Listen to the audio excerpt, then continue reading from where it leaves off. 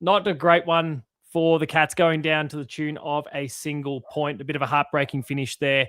I'm led to believe that we've got a fairly lengthy list of people who want to jump in and chat tonight, so I won't spend too much time with preamble here, and we'll kind of get straight into the swing of things. Our first guest for tonight is Ethan, so let's bring him on board. Again, yep, as we discussed last time, Ben hasn't fixed the typo in your surname, but let's get into it. There's a lot to discuss tonight, of course. Yeah, for that backdrop, for anyone who's just kind of tuning in and didn't catch those final scores, Cats went down by a single point, 13-14, Hawthorn 92 to 14-7, 91. Ethan, I've seen yourself and many others within the Discord. In fact, I think I just saw a message pop from you seconds ago. There's lots of thoughts on the mind. Where do you want to start? I think we were too casual about this game. Let's start with that. I don't think we did enough to contour our game plan to match their strengths and weaknesses. And I think it burned us in the worst possible moments where, sure, maybe, I imagine this was already set up as like O'Connor's game to rest for a long time, but could have used him out there because could have done something to stop Newcomb. Instead, it was like, hey, coach, what's our plan to stop Newcomb at clearance? Stop who now? Yeah. And especially when Axe was pretty, well, maybe appropriate wording. Axe was pretty well blunted today. So he didn't do much, which I'm a huge fan of his, but he was very, very quiet. And it just stings that last year was the best season he's ever going to play. That's not an overreaction to one game. There's no way he ever strings together a chain of games like he did last year. Because last year he was fucking unreal, and that probably not. Yeah, and I'm inclined to agree. And at the pinnacle is part of what made last year so frustrating. But if there's one moment that's going to haunt me from this game, it's after we take the lead, 91-85. Bailey Smith does nothing to stop Newcomb at that clearance, and Bailey's performance today really frustrated me. 33 disposals are only so good when 11 of them are turnovers. It's like there's an expression that's gone around the baseball world the last couple years. No one cares how hard you throw a ball for. Well, similarly, I don't care how many disposals you get when 11 of them are turnovers. Yeah, I'm just quickly skimming through. I need to jump over to my stats, I think, to see that number, because I was looking at something. Maybe it's just the Clanger stat. I know there's kind of a bit of a difference between turnovers. Clangers and 1%ers are tough to the measuring stick on them. But I guess the thing that I kind of noted when I was looking for, there we are. There's the Clanger stat. When I was looking at my phone earlier, when it came to the Clanger stat specifically, when it comes to Geelong, and I know you're talking about a different measure altogether, but Max Holmes, Jeremy Cameron, equal on the ground with 6. Shannon Neal with 5. Bailey Smith with 4.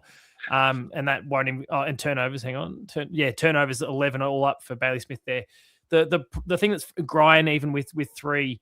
I did have to scroll past a few names before I got to Grind as the next worst. But he did have some poor use today. He did have some poor usage, and I think the thing that bothers me most, and I think it's kind of been a bit of a pattern throughout the season so far, is that the people responsible for the turnovers, the people who are I guess contributing to the Clang account, they're all those that are either on the receiving end inside 50, and they're kind of maybe doing their work around that 50-meter line, and they're trying to dish it off, or it's the ones who would be expecting to deliver the ball inside 50 with a bit higher quality. It's kind of falling over with the key links in the chain at the moment. That's been really bothering me a bit lately. There were a couple. There was one handball run through the middle that Broom fumbled. Tanner Broom played like he had oven mitts on today. Effort was fine, but he couldn't get a clean grip on the ball. Is that a Mountain Goat beer? It is a Mountain Goat, actually, yeah. I liked their stuff. Had a bunch of it at Marvel. When I was off on my little holiday escape last week, I grabbed myself a few 6-packs while I was there, and I'm still polishing them off now that I'm home. So very nice. Couldn't leave them to the people who are hosting us. I'm not going to waste my time. We've already given them enough money. Where was it? I definitely wrote it down. There was a handball that Broom fumbled. Aha! Okay, it ended up leading to a miss for Reeves. That was Hawthorn's final point of the first half, and then we got the 2 final goals of the first half. But like that was just a sequence where we should have been able to turn that into a counterattack and goal. And counterattacks, both capitalizing on them and conceding them, have been a weakness for us. You know, giving stuff up against the run of play. Like we controlled a lot of that second quarter, and yet we gave up 3 straight goals in the middle of it when I thought we had been playing pretty well. Now, one of those was off like a couple of really nice plays by Jarman Impey. I give the Hawks credit as much as I fucking hate them. They had a lot of guys play really well. Impey was sharp. Mitch Lewis, that's the best game he's played in years. And it's kind of crazy. The best thing that happened to Mitch Lewis in that game, and it's unfortunate for us at the end of the day, but the best thing that happened to Mitch Lewis was when Jack Gunston went off. He really lit up when Gunston went off. I mean, he was playing well. It looked like his game was over. It turned out that wasn't the case, but he really exploded when he had that bit of extra space and leading room. It's a shame. Obviously, we don't want to be acknowledging that too much. We're on the receiving end of it, but yeah, that's the best he's played in a while. But I didn't think we matched up with their strengths and weaknesses. I mean, how many times, including the very last one, did we kick it at Sicily? I get at that point we were in desperation mode. Yeah. But, like, you target battle. Just like when we beat Frio, we targeted the weak spots. We targeted McDonald instead of Pierce. And it worked. And we scored 110 on him. You've got to target the weaknesses in battle. He's a good ball mover. He can't defend one-on-one. Yeah, and we didn't do a good job exploiting that. And I thought we were just too casual in our approach, whether that be not putting Mullen on one of their best midfielders. I get the logic was he was the one to match up with Watson, but I would have much rather seen like Humphreys go, because Humphreys is actually a really good shutdown defender against small forwards. Yeah, I think so too. I think that's a matchup. I was surprised. There was a lot of criticism for Lawson today. I didn't think he had issues with turnovers like others did. I thought there were others that were far worse. Like, yeah, I trust Stewart more handling it out of the back, but I don't think Lawson was bad. I thought there were far bigger issues. I definitely don't think Lawson was bad, but look, I could be misremembering it here. I do feel like there was one or two in particular that might have. He's finished the day with 6 turnovers. That's third highest on the ground, and a lot of his possessions were uncontested. Yeah, that doesn't bother me. That's kind of part and parcel of the role a little bit. So that one doesn't bother me so much. Where he did ignore an open man. There was one that really hurt, and it sucks because I actually thought, for as poorly as he started the game with the turnover that led to the very first goal, Jack Bowes only had one other negative moment like all day. I actually rate him very well, but he did have one in the third quarter where he went to Dempsey off on the side instead of a wide open Wiltshire in the middle. And that one really stung. That was a 5-point swing, or like close hitting the post. That's an 11-point swing. Close should probably spend about a month in the twos. He is very valuable for this team when he's on, but he's not right now. And I'll give Gary some credit, who's there in the chat and rightly telling I only saw the most recent comment, and I kind of where are we? There's someone saying I fucking hate the Hawks. Agreed. There we go. There it is. But it turns out he's been trolling a little bit beforehand. So shout out to Gary, who's telling the bloke to piss off right now. But Gary, to his great credit, he's been beating the drum about him for quite some time. So he's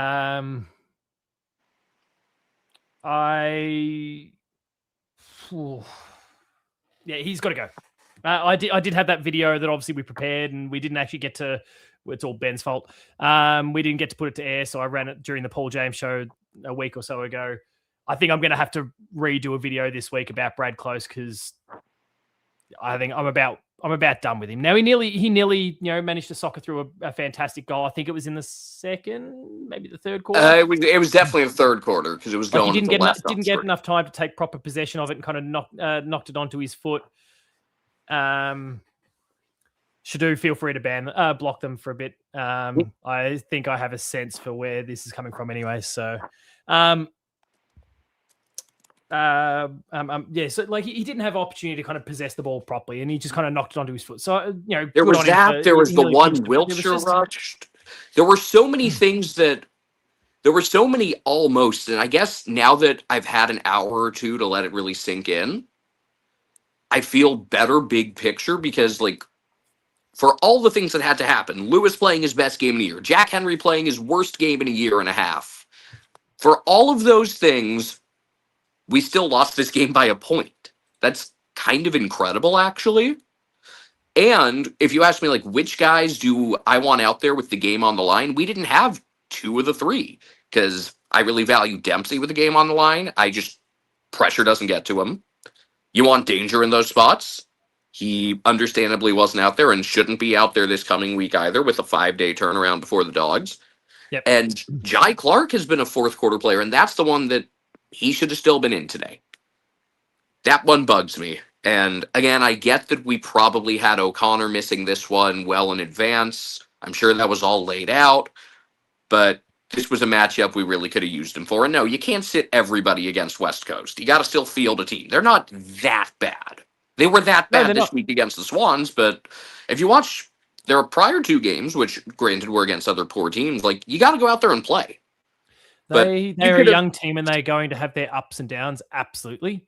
But that's not, no reason why they couldn't potentially have their up week next week, right? Yeah. So, you got to clean up against those teams. But this one's just, it's frustrating because it was there for the taking, and I felt like we didn't do enough in the margins. And again, the biggest thing was not matching up with Newcomb and Ward, because without Day, their midfield is Newcomb, and if Ward gets going, he's the second guy. Yep. Yeah. And from the first quarter, Ward kind of had us. We should have been down a lot more after the first quarter, I thought. We were lucky to be within 8, and we were lucky to go in half with the lead.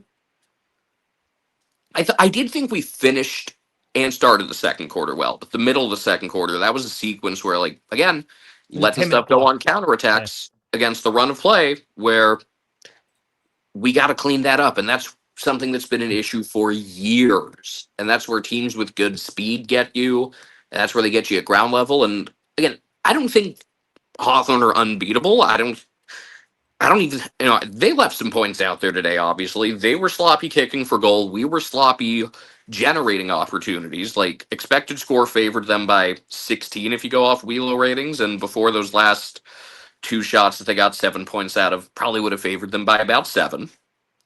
Yeah. But yeah, we had enough fumbles in the midfield and stuff where we couldn't get out of our own way. And I just thought, again, we were too casual about this. And there are games that you can, you can't go balls to the wall every week. You got to be able to manage things. I trust our ability to keep the big picture.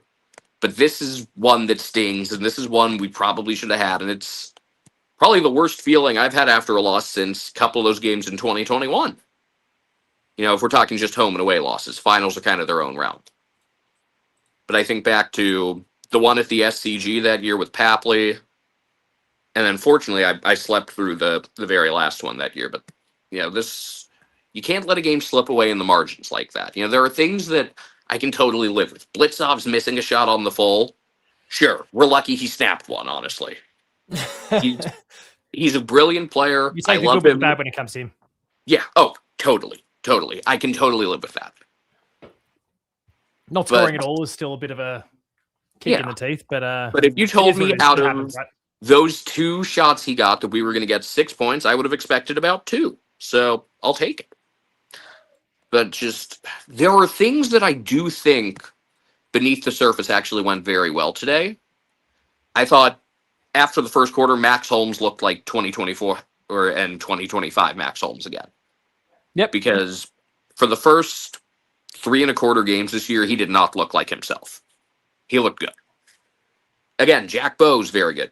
Tom Stewart just locking it down from the back. I just would have loved to see, maybe we could have shifted him into more of a one-on-one role with Gunston at some point, because this was probably the first objectively bad game Jack Henry has had since July of 2024. He was due for a stinker. I am not going to overreact to it. No, we're not going to do a Ben Reeve and start dropping the making reference to my old foreskin jokes. And no, he did have one moment that really did stick out like that, though. It was third quarter, where instead of he could have gone a lot harder. There was a few times he really could have and should have gone a lot harder. He went to fix his headband instead of going for the ball. That's inexcusable, and he should have spent the rest of the quarter on the bench after that. That's up there with Cam Newton not going for the ball. Granted, one was a Super Bowl and one was our most important home and away game. Yeah, absolutely. Yeah, just like big picture, I just want to see in the next few weeks, I want to see us be able to piece it together because some of the pieces are there. And so far, we've looked like a team that's had flashes, but can't get out of our own way and can't fully piece it together. And sometimes that's just fumbling a ball in the middle. But it's like, you look at how many bad giveaways we've had that lead to goals and how many times we can't take advantage of gifts the other way. Like, Absolutely. we got to start capitalizing more, and we got to create our own luck more. And again, like that handball sequence through the middle that should have been a goal and instead led to a point the other way. Like that was just kind of exemplary of like, it's there for the taking. Go get it. Let's go take it. Yeah. And unfortunately, there's only really one in the next 4 weeks that you really see as a chance to do something of that magnitude. With we have fortunately a bit of a softer stretch before an absolute gauntlet. Now, maybe I'm underestimating Port at home, but they look like, there's a tier of 6 teams that are beneath the other 12. Just quickly double checking it now. So yeah, West Coast, the Dogs is obviously going to be rough. Port Adelaide, North Melbourne. Yeah. Port is at their place. North playing with a bit of spunk, of course. So who knows? The Pies, you can't ever. That round 9 through 15 stretch is going to be nasty. I mean, the two softest games out of that stretch would be Carlton, who have kicked our ass head to head because they just take it straight through the corridor against us. Yeah, consistently. Don't know what's going on there. That's again, we got to go. Teams that go straight through the corridor and keep it simple against us have some success.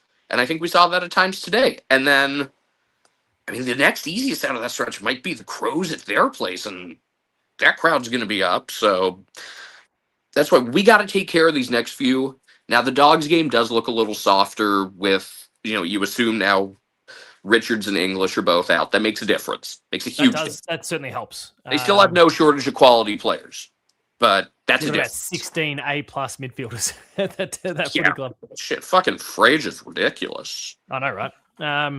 They run so deep in that part of the ground. Shed love around a little bit, guys. It's fine. But yeah, this is one that, because of what game it was, will hurt a lot more. And if we had just lost by 3 goals, whatever. But it was how it happened. You felt like after the Blitzov's goal, that felt like such a huge swing. And shortly before that, I had said it felt like, all right, next goal wins. And we got the next goal and then immediately give up a clearance in the goal. And it's like, if we could have just held them off for another minute there, or if we get the clearance after Neil's goal, that's done. I think, and I was having this conversation on the Discord with Horatio and a couple others, like, we didn't get to go into our end game plan because they got that clearance. If we get that next clearance, I think we're able to stall and lock it down and probably finish it out. But again, that all ties back to not stopping Newcomb at clearance. And in particular, like, someone out of Smith or Atkins or somebody has got to go in there and body up to him. Yeah, and I mean, some of those guys, and especially Atkins, who was having such a dirty day. It's just get in. You're right. Go body him up, go in there, win that clearance yourself. Bailey Smith, hardly noticed Atkins. Obviously, you do play that outside game more, but get in there, just push your way through, force your way through. Will yourself onto it. Yeah, he had his 6 clearances as well, and obviously we did speak about the disposal efficiency or the turnovers and clangers before, but just go and make it yours. And I don't think there was that, because one player that I think we've obviously spoken about some of the negatives. One player when it comes to the clearance stat, but also his whole game, big picture that I want to talk about in a really positive way, is Mitch Edwards. Oh, he was awesome. Clearances, equal most number of clearances on the ground as the ruckman. By the way, I thought he was terrific. A couple of those came from free kicks, of course, but I think there was 2 of them. The last goal before halftime.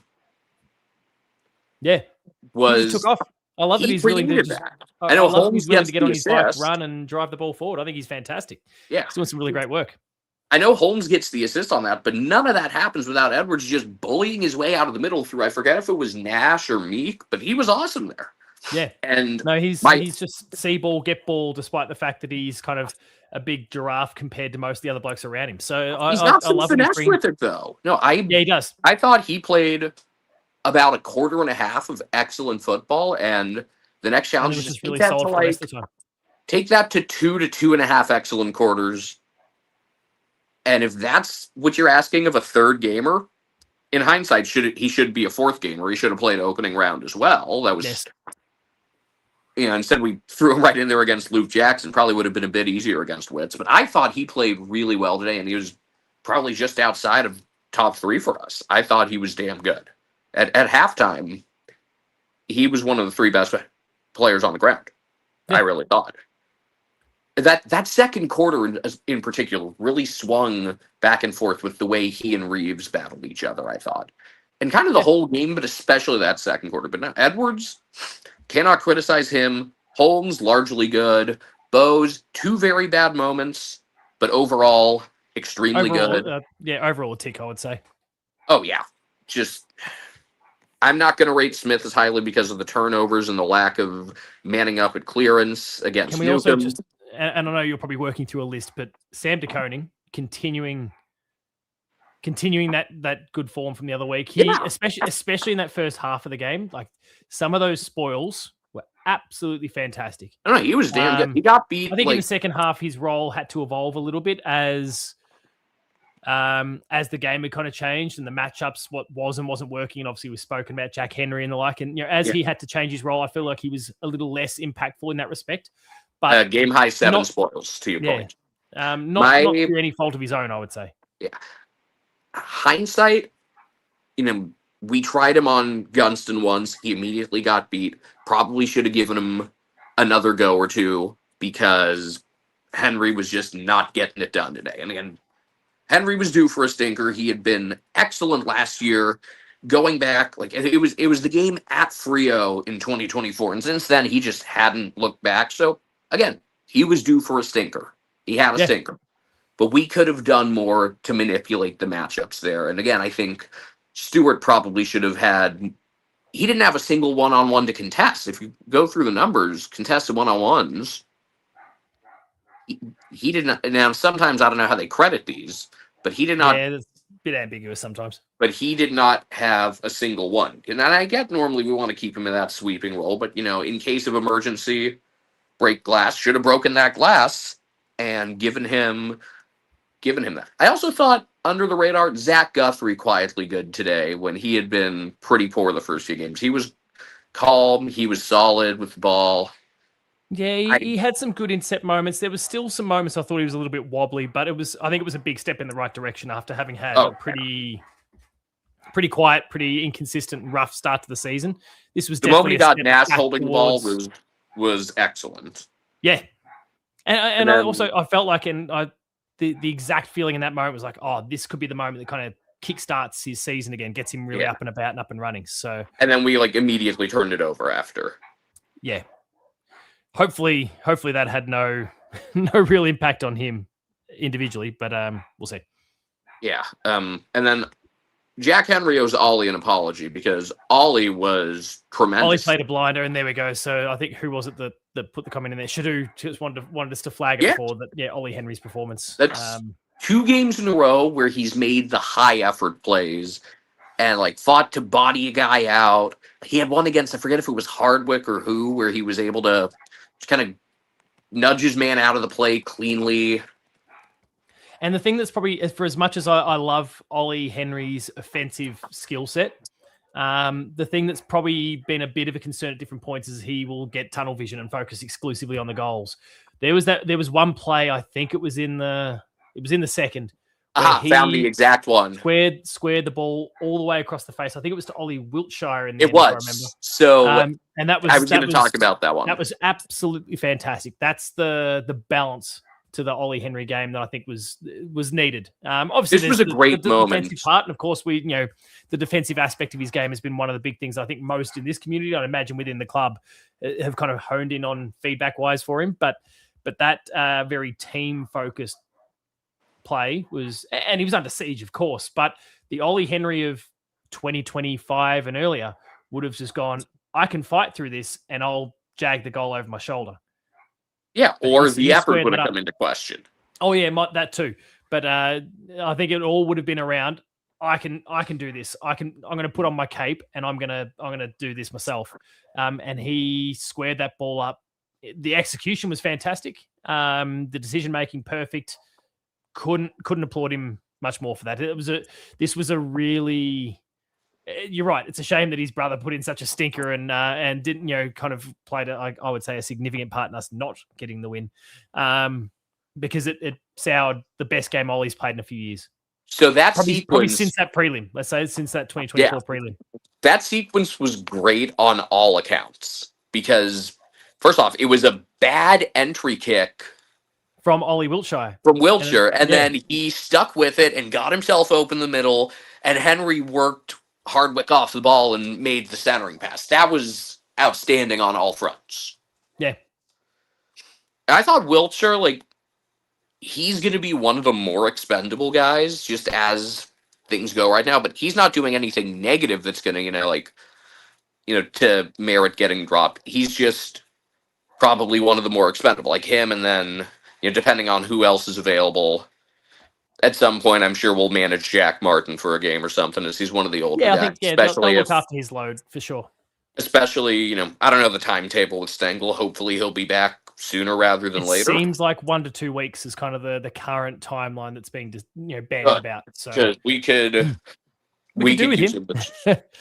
How many times have we, and it happened a bunch of times today, where we get a ball to ground in the forward 50 and then nobody's able to clean it up? That's where Stengel Terry's question, no, we don't play the Hawks again this year. That was a one-off this year. Yeah, the finals conversations, but home and away, no, that's it. Which at this point, as it's tough because I hate playing them. I won't miss the stress of it, but I kind of wish we had another crack at them after that one. I'll give myself credit. I'm usually specifically hands are in the hair, and I'm ripping. My wife hates it every time I watch a Geelong game because the hands are always up here, and so there's hairs coming out and that sort of thing. Today it was very disciplined. It was here. It was covering the eyes. It was everything but ripping strands of hair out. But yeah, I both love and hate the Geelong and Hawthorn game. I hate the stress. I love the theatre. I love the. Oh, if you're a neutral party, some of it. I think. Yeah, neutral. It's a spectacle. Now that, with what Carlton are right now, I think it's pretty clearly the best Victorian rivalry. I think you can make an argument for some of the other, out-of-state rivalries. There's a world where both Sydney Derby and Q Clash are massive this year, but it's the best Victorian rivalry right now because 3 of the so-called Big Four are kind of garbage. Yeah. And the Pies aren't far from garbage either. So no, but they're weird. There's enough. There's enough to them. There's enough to their list. They're well coached. Yeah, they can still scare people and they can still do damage. But I could also see the wheels falling off and maybe an injury too, just completely derailing the whole season. So. Oh yeah, the delta between good and bad for them is pretty big. But anyway, this is one that's going to sting for a while. I guess the saving grace is we lost to them in 2022. They scored exactly 92 in that game as well. Got us late. Interesting. If you told me that we win 5 out of every 6 against them, and one of those 5 is a final, I will take that. I just would much rather have, the more dignified, they were better and they win by 3 goals. And it's just the guys who, again, if you told me Mitch Lewis was going to be one to beat us, sure. Impy, sure. It's just the lack of accounting for obvious weapons like Newcomb that's gonna hang with me. Yeah. Before we move on, because I'm very mindful of time tonight because I have a 4 a.m. wake up in the morning to go catch a plane. What's going on for you in Sydney, by the way? A games appointment. Oh, cool. That I'm NDA'd on at the moment. So very cool. I'll talk about that actually in the next few days when I can. But I've got very early flight in and then back out of Sydney tomorrow. Before we get to the votes, and I don't know how this is going to go here as I project something here, but there's something we need to acknowledge, especially within our community. There's something we need to acknowledge here, that Ben Reeve has been causing a lot of problems, I would say, in the Discord lately. So he specifically set up this. You're aware of this as it appears on the screen. Oh my God, the layout's completely fallen apart. Hang on, let's just get a group discussion going here. That'll do for the time being. Ben Reeve has been causing all sorts of issues. Welcome to days. He set this up back on the 24th of January, and every now and then he posts stuff. Oh, I support the concept of this. There's plenty of "I need you to stops," and like, he's been rightly copping it. I want to make sure with every single guest that comes on tonight, if you're willing to partake, and chat, you are of course welcome to partake in this too. We need a really solid "fuck you, Ben Reeve," because he willed this into existence with his ongoing bullshit for a while now. So, if you're willing to partake, feel free to throw one out there, because apparently he was ripping strips off me when I was asleep all the way through my show on Thursday night. So I'm getting a bit of revenge. I mean, I'm in support of the concept. You know, there's all sorts of like college versions, you know, days since Auburn beat Alabama, days since Washington beat Oregon. I'm in full support. Oh, I think the issue is more that we didn't have it going sooner. Or like, so we could celebrate last year during a prelim or something like that. But yeah, or like days since, you know, there's days since Essendon won a final. That's kind of low hanging fruit. Yes, yeah, that is low hanging. It's a good one. That's a really good one though. Although I'm impressed. I had said on our show last week, for those of you that don't know, Americans watching the footy, I had said, you know, forget winning a final. Essendon need to try just keeping a team under 100, and they only gave up 99 last night. So I know, steps in the right direction. Yeah, but yeah, if we want to get to polished turd and 3-2-1s and pass the torch over to the next one, I've kind of struggled with this one because the guys who were, you know, listed by like the player ratings and stuff, I didn't quite agree with. Other than I did agree with Jack Henry and Sean Manna being the two lowest. Yeah, no, we haven't really discussed Sean Manna along the way, actually. But weird game for Manna where he just didn't get involved enough, and it was funky because normally his off games are more like he'll still get a bunch of it, but then he'll just do something dumb where he'll kick before he thinks about it. And instead, a lot of other guys did that today. He just didn't get much of it. When he got involved on a per touch basis, he was good. It just needs to be more than 6 touches. But I'll give the one to Jack Bowes. If you take out the turnover that leads to the first goal and passing up an open Ollie Wiltshire for Dempsey at a worse angle, he had an excellent game. He was our top rated. 2, I'll give to Max Holmes. I thought he really turned a corner. After that first quarter, I thought he was terrific. I have a lot of hope for what he's going to do the rest of the way because he looked like he found his game today. And 3, I'll give to Tom Stewart. He held it down in the back, not just with the intercepting, but with being one of the few who could actually exit the defensive 50 cleanly instead of kicking into a disadvantage. He was very good, and hopefully, I know he got a little banged up late there. Hopefully he's fine. Yeah. I think there was a bit of milking that one just to see what sort of delay he could possibly create. So, if so, good gamesmanship. I mean, there was definitely something to it, but like rewatching it on the big screen and seeing it live myself, I was like, I don't think there was any contact here. I think you're putting a bit of mayo on, or you've hit the deck and maybe just come up a bit sore, a bit of cramping and those sorts of things, but nothing of any real substance. That's my hope anyway. Hopefully. Anyway, let's handle business, and then we'll have some chances to pick off some very, very good teams. Thank you, Chris. I thought we lost to the Eagles in 2020. Surely not.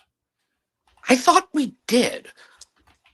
Maybe I'm wrong. Let me check. Final Siren is you're right. Great no, you're absolutely right. West Coast got the job done by 9 points. That's what I thought. Okay. What I do know is that we presently have... Chris. We presently do have... He didn't respond saying, does a COVID year count? That's a fair point. We don't want to count the grand final, so we shouldn't count the... It's the year that got me into footy in general, so... Okay, we've got to count.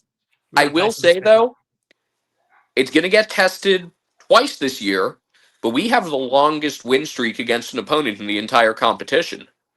Yes, that's the Adelaide one, right? No, Oh, sorry. that's just at home. We lost sorry, them in you 21. just said win. Sorry, yeah, my bad. But no, there are a lot of teams that haven't won at our place in a long time, whether that be Adelaide or Collingwood because they never fucking come here, or Essendon. Because they suck and have done Yeah. for 20 years. But no, we have won 14 straight against North overall. Yeah, okay. And looking at my spreadsheet here, the only other one that's even double digits, I believe, is Sydney with 10 against North. Yeah, okay. North would make sense as a pattern, I guess. And So Geelong let's keep that going. As top-end teams. There's something. But yeah, this one sucked. Let's go. I'll feel more over it. What if we can go and knock off good teams? Let's handle business against the bottom teams, but let's beat some good teams because we got to really prove that we're about it. There will be plenty of chances, especially round against a low team. Yeah, take out some frustrations against some lower teams, but let's go beat good teams, and then we'll really be talking. And then the fancy beers get cracked open post game. Because I've got a couple waiting in the fridge, and I was really hoping to bring them out tonight. To be fair, we have beaten 2 top end teams. We've played 4 matches, 2 against. I mean, all 4 of them against what I'll call top 8, not top 10, top 8 teams. And we're 2-2. And one of them was an absolute nightmare game, and the other one today was a coin flip. Like credit to Jack Gunston for just sticking the boot out when he did at the end. Like it was just he saw an opportunity. It was an opportunistic moment. He knew what he needed to do. He just needed to score, and he did. Yeah, no, they had good situational awareness. His teammates were trying to scrub the ball around. They were trying to dish hands. He recognized. He read the game. He understood the game. He got the ball on boot and did the job. So I hate it, but props to him. I got to say, I'm not too worried by the loss at the end of the day. You're right. There was a 10-minute block in the second that things got a bit out of control there for a bit. But you also, and it's hard. And going back to that point, and I should have probably said this before, but going back to that point, it's really hard to get a read on that little block in a game like this because this is how Geelong and Hawthorn games typically go. They ebb and flow constantly. Unless one team is just overwhelmingly better. Yeah, we've seen a couple of those over the years, but for the most part, when there's they're both kind of top 8 teams because of course Geelong has been top 8 team for the entire time. So when Hawthorn's been there or thereabouts as well, it's been that arm wrestle, regardless of the final victor. It's always been kind of there or thereabouts. Yeah, it's just again, just. Let's make sure to lock in on an opponent's best weapons because we didn't do that today. Yeah. If we show up next week and nobody knows who's going to match up with Harley Reid, then we'll have problems. Yeah. Hopefully that's a pretty straightforward selection. Yeah, hopefully. Well, Ethan, thank you as always for coming on board. It's been a pleasure as always, and look forward to doing it all again next week. Yes, hopefully after a better celebrating a win. Hopefully a comprehensive victory. Yeah, let's do that. And I like, by the way, gonna be our first time playing at Norwood, a nice narrow ground. Give us a little feeling like we're at home. Bit of home. Yeah. All right. Thanks again. All right. See you thanks in a week. mate. I'll see you soon. All right. Oh, I've still got the layout there. All right. There we go. Remove. All right. Thank you, Ethan. Next up, he's been there since the very, very beginning. So we'll bring in Ben Harris next. I'm just trying to find him in the layout. There we are. Boom. Ben, how you go? Paul, I think you're muted at the moment. I can't hear you. Oh. No, I'm chat. I'll get you to confirm one way or the other, or even some of the others sitting in the waiting room as well. I'm seeing thumbs up from both Brendan and Bianca and Kiri at the moment. Hopefully. I'm sorry. I still can't hear you. I don't know what's going on. What will the chat says we can hear both. I'll try and join. I'll give it I'll give you a minute to muck around. I know that's not necessarily ideal. I'll just ramble for a minute in the meantime. Again, chat, what I'd love to see in the meantime while Ben is sorting himself out here is a big collective fuck you, Ben Reeve. Sorry, Bianca, who's listening in the background. You didn't hear that. Sorry, Brendan, I failed your daughter just then. Big collective F you to Ben in the chat, Ben Reeve. Not Ben Harris, because he and his Discord antics have completely ruined us today. I heard some sort of echo there, Ben. You got me? I can hear you. There's definitely echo. Hang on. I'm going to... 1 sec. I'll remove that and I'll bring in the other one. All right, let's see how we go. Yeah, I can hear you now. Good. And I can hear you. So we're problem solved. Yep. All right. You've, as you even expressed in the private chat before, you want to get this done. Yeah. Thanks. Makes me feel real good, Matt. No, I'm kidding. Let's get into the post-game therapy session here. I'm sure there's a lot of thoughts you've probably got that also myself and Ethan have discussed already. So just the floor is yours. Go for it. I am spending about 10 to 15 minutes here, and then I am staying off social media until Thursday, until the algorithms change and all the content from today's game will not appear on any For You page or anything. So that's done. Is there any specific content? Is it dunking on Geelong content, or is it more just the usual? Here's the final 2 minutes. Here's the that sort of stuff. Everything pretty much. Cannot stand for it. I will do my best to avoid everything until Thursday when the new round starts and the content will change. Okay, we won't see Ben Harris again until Paul James show later in the week. We'll work out. Actually, we've got to work out what that's going to look like with gather round starting and all sorts. But anyway, we'll see how we go. So I got to talk about this tomorrow when I go into my gym with the people there, and then after that, I am done on this game forever. Absolutely not an emergency meeting there, Shadu. That's not the way we operate here.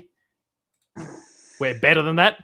We also don't lose nearly as often as that. So we're not used to this negative, constantly negative mindset. So Ben, you're not going to let it. I know you're frustrated. You're not going to let us stoop to that level.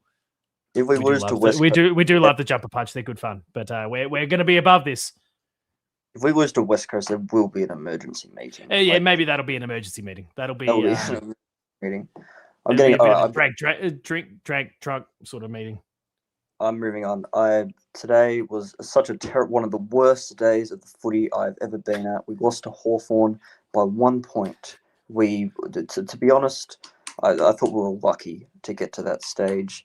To be honest, Tom Atkins, Sean Manor, and Jack Henry had their worst ever game in history. I think Jennifer Aniston is closer to Brad Pitt than what Jack Henry was to his opponent today. To be honest, to Jack Gunston, particularly in the first half, he may as well just have cleared out the 50 and just have Gunston by himself. Here on Post Game Live, we continue to break new ground. That's the first time I reckon that and maybe the last that we'll ever have a Jennifer Aniston and Brad Pitt reference on AFL, Geelong specific AFL content. So congratulations to you there, Ben. Very nicely done. Sure, we can come up with something. That's why Ben Reeve has dubbed you the next Mitch Cleary. Exactly. I don't think Mitch makes comparisons like that at all. But anyway, let's go with it. Today, I don't know. We got heavily favoured by the umpiring as well in the second half, to be honest. Just sort of every free kick went our way, which was lucky. The eye test at the game, I wouldn't agree with. Obviously, the free kick count was in favour of us. But for the most part, and look, obviously, I'm not going to be able to separate the fact that I am a Geelong supporter at the end of the day. But I do feel like for the most part, trying to bring as neutral a perspective as I possibly could to it, that some of the calls and non-calls were pretty consistent.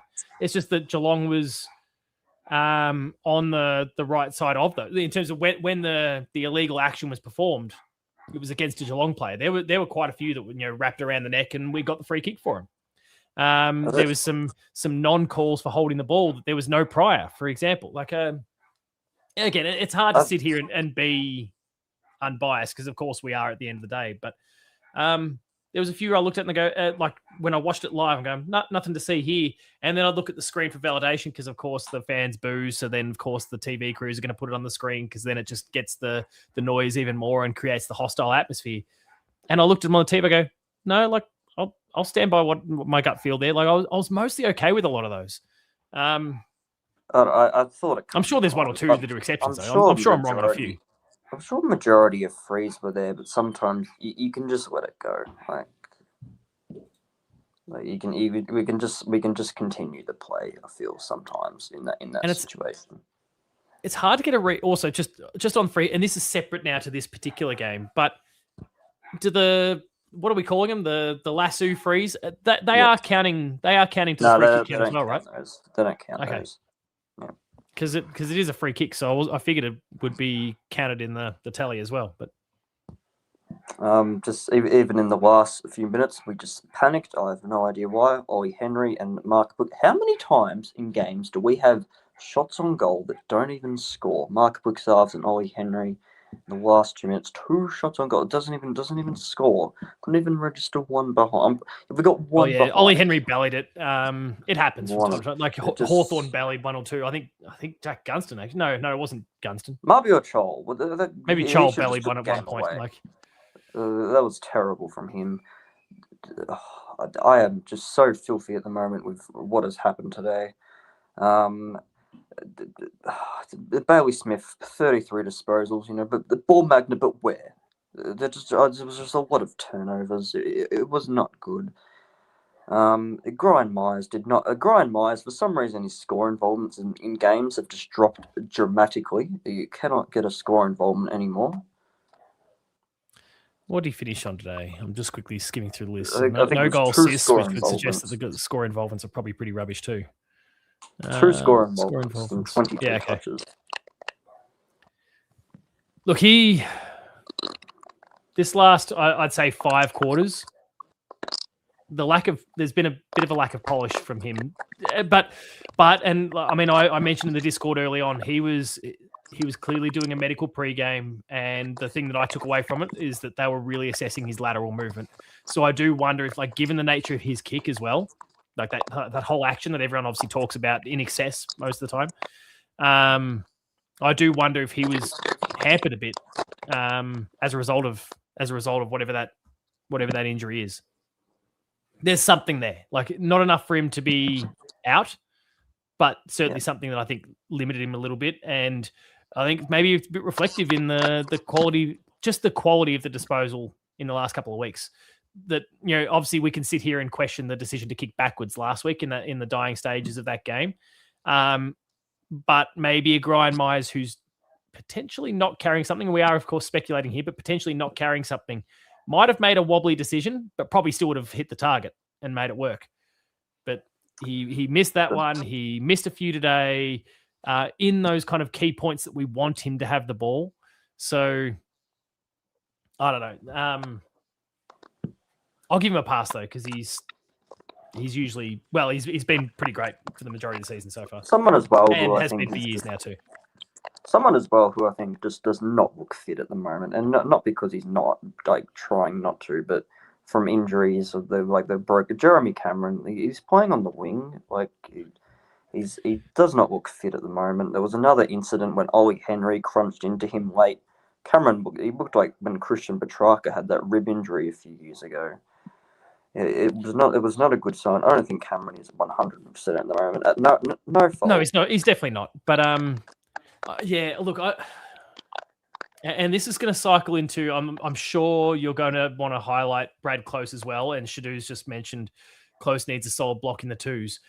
Scotty, with his press conference, was kind of alluding to there being some semblance of strategy to Jeremy Cameron being up the ground further. And of course, we know that Jeremy does have a license to go up there, but it's like I'm sensing Scotty just playing funny buggers a little bit with his wording here from Brad Close, and it's pre-season and there's an injury and it's a load thing and whatever, but then basically plays a large chunk of time in the VFL. To Jeremy Cameron, he's playing a bit further up the ground. Of course, he's not going to score as much.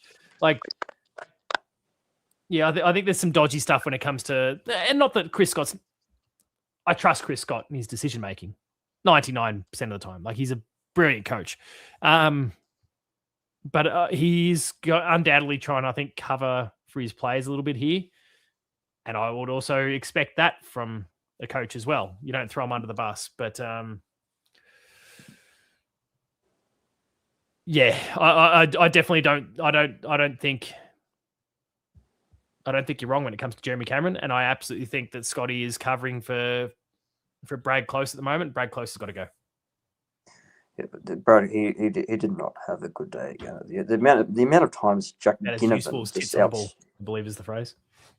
the amount of times Jack Ginnivan in like defense, Jack Ginnivan playing defense on Brad Close just out muscled him and run away with the ball was too many times. Jack Martin was the only small forward that actually did something today. Ollie Wiltshire had a good first half, and I'll say that about Ollie Henry as well. But then they just dropped off in the second half.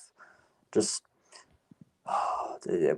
Ollie Dempsey did not have a good day as well. He had one of his worst games as well. I think with Ollie there was a lot of nearlies, just a lot of nearly moments. There was a few that he flew, and then someone would kind of knock him off his flight, or someone would get in the way, or the ball would just sit that little bit lower than what he'd expected, and so someone else was able to reach in there. I think there was a bit of that. I didn't mind the game that Ollie Dempsey played. It just didn't quite fall his way, I would say. That's definitely true. And what do you think about this point here that I've just pinned from a Nomad Hunter, saying against top opposition, Jez has passed his best. Thank God Scratch is starting to grow into his role. Now, Scratch, I think, absolutely really starting to grow into the role. But what do you think about the Jezza half of that in terms of him being past his best against the best? I wouldn't necessarily think that, to be honest, or agree with that. I just think he's just not fully 100% at the moment in that sense. He played a great game against Fremantle a couple of weeks ago as well. Just as well. Yeah, I don't agree with that. But Shannon Neal, no, he was really good today as well. He's really starting to develop now. Yeah, no, he's coming along in leaps and bounds at the moment. No, yeah, when it comes to Jezza, firstly, he started last season like dog shit as well. Like last season, the first 5 or 6 games, and we've seen the reporting, he was like 5 or 6 weeks in, he was starting to question whether the game had passed him by and whether he was done. And then he came out and won the Coleman by an absolute mile. So when it comes to someone like him, I'm not going to question him until we're 10 plus games into the year, and if things haven't picked up, then it's a totally different sort of conversation. But also, I'm kind of the mind that like Jeremy Cameron is not. Sometimes the way we deliver him the ball, and I am thinking about your Max Holmes and your Bailey Smiths, where disposal efficiency, the quality they're kicking is not their greatest asset. We still dump the ball on top of his head, and he's not the high marker. So going back to that point from a Nomad Hunter about Scratch growing into his role, that is Shannon Neal's greatest strength is that he times, doesn't always mark it, of course, and God forbid if there's a ball that's chiseled at him where he doesn't stick out his hands and he just lets it bounce off his chest because he screwed that up once or twice today. Yep. But he'll learn. He's getting there. His greatest strength is the lead up and pluck. I think he had the highest number of contested marks on the ground, if I recall. I'll have to double check that. But yeah, he did. I think he did with 3. Yeah, contested marks. Yeah, 3 led the ground. He's doing a great job in that role, and he becomes that. Like he can be that player. Jeremy Cameron can be there. Jeremy Cameron can get the ball at ground level and be an almighty threat. I'm not going to get too carried away. I think if Shannon Neal becomes that person, that I guess if he becomes the dump kick option, it's not necessarily ideal for Shannon Neal's development, but he's better equipped to be able to deal with that than Jeremy Cameron is. Jeremy Cameron is get you with speed, get you with that pit. Like he's the one that should be taking that mark on the chest because he's got that speed to break away from not that Shannon Neal's a slow bloke, might I add, but Jeremy Cameron's just better suited to that sort of style of play. Give Jeremy time. I'm not going to get too carried away again, given that last year kicked 88 and basically did nothing for 5 or 6 weeks to begin the season. So we'll see. We'll see in the long term. Yeah, definitely. I've still got a great hope that He'll be fine. He'll definitely be a great player this year again. But the other half of that conversation, Brad Close, gone. No, Cut him. no, Gary, I know you're still watching. I'm so sorry that it took so long to come to your way of thinking. You've been saying it for a year. I'm sorry it took till 2026 for me to finally jump on board, and it seems like everyone's starting to jump on board at the moment as well. This bloke's got to go. Yep, I think we'll definitely need a month in the twos, and just work on his forward craft, and then we'll see what happens after that. And just on Jeremy Cameron as well, just when he's playing on the wing and delivers the ball inside 50, he's just too cute with it. It takes a bit too long, almost gets tackled, and then just dumps it in long, and it's a turnover. I noticed that. I feel like he dumps it in long, but he dumps it in flat. So the number, flat. James Low. Sicily within, and it's this. It looks beautiful off the boot. Don't get me wrong; it looks amazing, but it allows other opposition players to get involved in the game. It gives them the opportunity instead. And James Sicily picked on a few of them. Sicily grabbed a few of them in the end, which was frustrating as all get out. But it definitely was frustrating, and just Mitch Edwards, I thought he was. We'll speak on some positives. Mitch Edwards, while the stat sheet isn't crazy, definitely his best game today. Getting the clearances, really good tap work, really good leap against Boyd. It really shut down their ruck. No, none of their ruckmans dominated or anything. No. And I won't say Mitch dominated, but he definitely had his best game today with his tap leap. No, I really think he showed a lot. Yeah. He was outgunned. Like he was essentially, obviously, Mark Blitzar's got in there for a couple, as did I think. Yeah, Shannon Neal took a few in the forward 50, but he did the bulk of the work against two ruckmen as a young bloke. And actually, as I look at the time on ground between Ned Reeves and Lloyd Meek, 48% Ned Reeves, 52% Lloyd Meek. They just, when one was on, the other was off. Like they came on recharged and refreshed every single time. Mitch Edwards had to soldier on. As a young bloke and an experienced bloke, I was really, really impressed. I thought that was a fantastic performance from him. And yeah, he was equal leader on the ground for clearances as well, which is fantastic. Definitely. Again, two of those, and I think I said it when I was chatting to Ethan, I will put the disclaimer on there. 2 of those 6 came from free kicks, ruck infringement free kicks. But still, like 4 of them, that aside, the other 4, that was him. It was kind of a force of will thing, which the element of a lot of our midfielders' game that I think is kind of missing at times. Tom Atkins has it, but today he just had a stinker. There's Paddy Dangerfield obviously has it in spades. Tom Stewart has it. And actually, Sam de Koning is really showing it again, which has been fantastic. It's like, but it's amazing to see our young third game ruckman bringing that sort of energy. I think it's absolutely amazing. I love it. Oh yeah, definitely.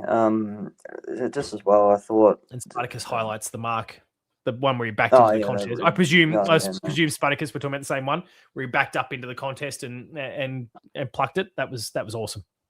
Yep, that was the moment really for me. Yeah, I thought Sam Koning he was really good in the first half, but and not as good in the second half, but not terrible at all. He was still really good. No, he wasn't bad. I think his role just had to change because he had some dead weight hanging around him. The old foreskin. I'm not getting fooled by Tom Stewart. Tom Stewart did not have a good game. I'm not looking at the stats. Really, his touches were just kick-ins. I just watched Kiri in the back end. His eyes just turned into dinner plates when you made that comment, and I'm kind of with him. I don't know. I just wasn't really impressed. I just thought just his all his touches were just the kick-ins, and Mitch Willis took that mark on him to tie the game in the end. That moment as well. I mean, you're not going to get not every single moment is going to be perfect. Every single moment, but. And it's unfortunate sometimes when it happens when it does. But no, I was absolutely stoked with Tom Stewart, especially in the first half. He was the one, he read the ball. It was really that Tom Stewart of old sort of performance as far as I was concerned, where he had a good read the flight of the ball, intercepted wonderfully. He did actually lead the ground for intercept possessions in the end with 9. But I was pretty impressed by the way he either got to the ball, spoiled it, intercepted himself. He definitely did that a couple of times where he ran to the ball and spoiled it out of bounds and intercepted. And that was good, but just a couple of times I thought he just got defensively one-on-one. It just didn't really go his way. Sorry, Janko. Brad Alton has been retired for almost 15 years? 15. Besides, we love Mitch Edwards. He's fantastic. Mitch Edwards has come. He is now somehow overtaken Toby Conway. Mitch Edwards is here. You make it sound like it was hard to overtake Toby Conway, the bloke who's got to be confirmed perpetually written next to his name on the medical report. I thought 2 years ago that when Toby Conway was playing that stretch of games, that Toby Conway, even last year, would be the full-time ruck by now.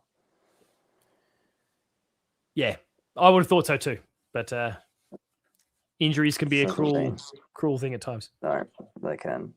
Also, by the way, Tom Stewart operating at 100% disposal efficiency too.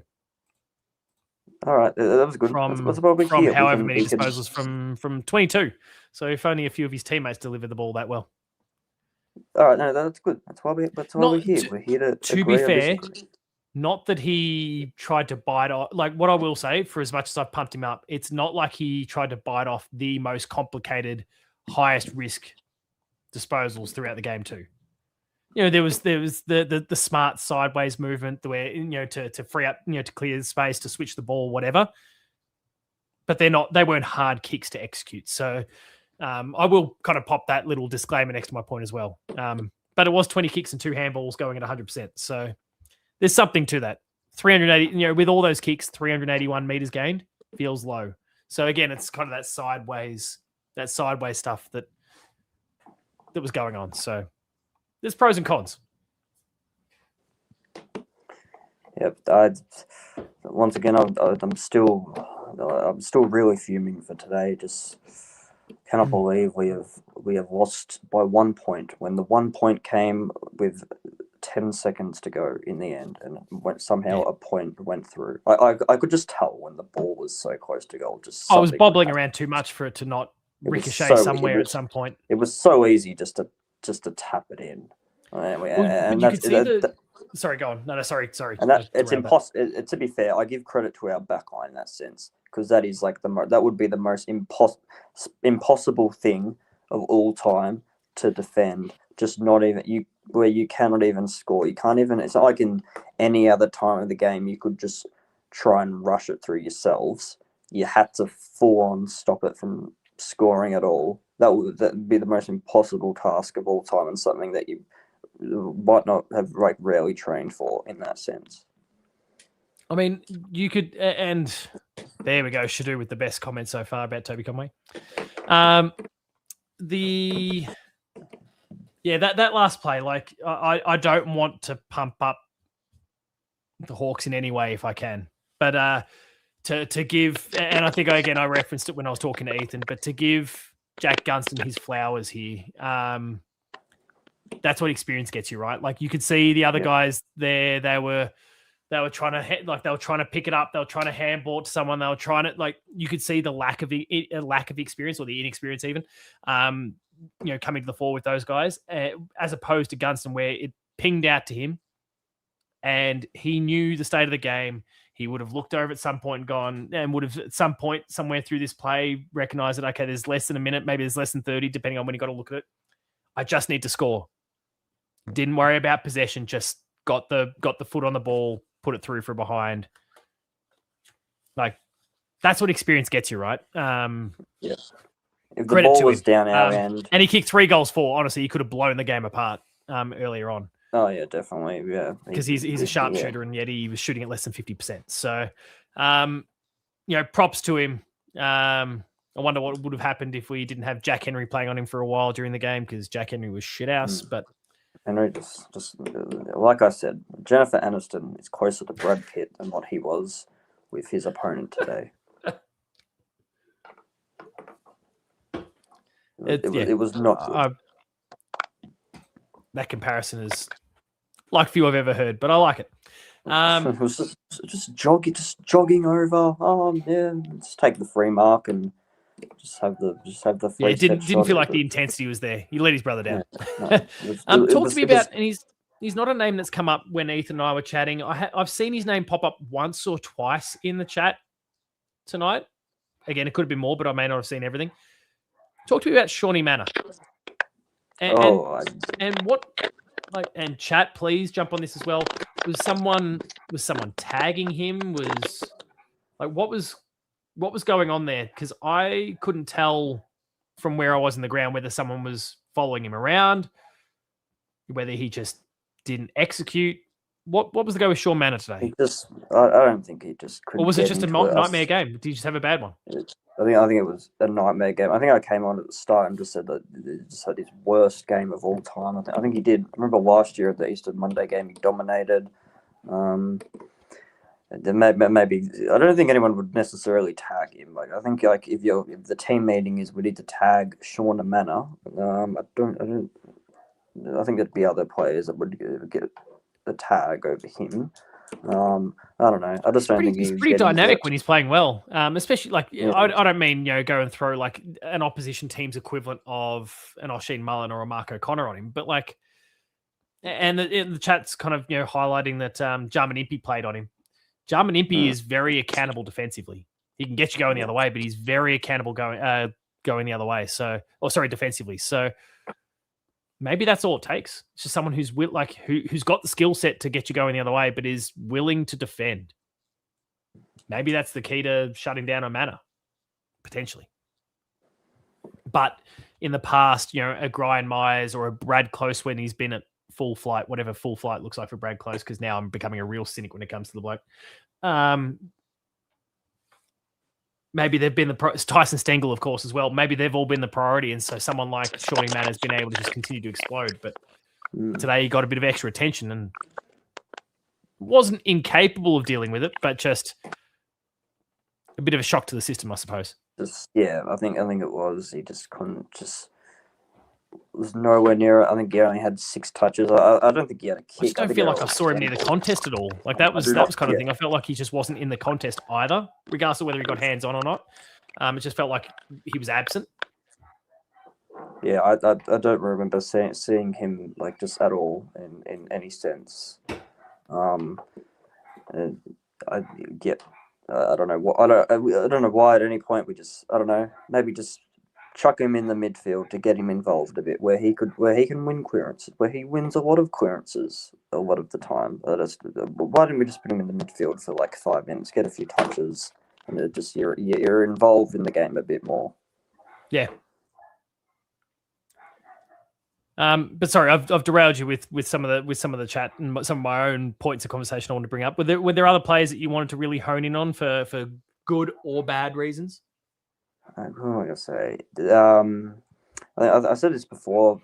The Wiltshire and Henry had good first halves and kind of dropped off a bit in the second half, unfortunately.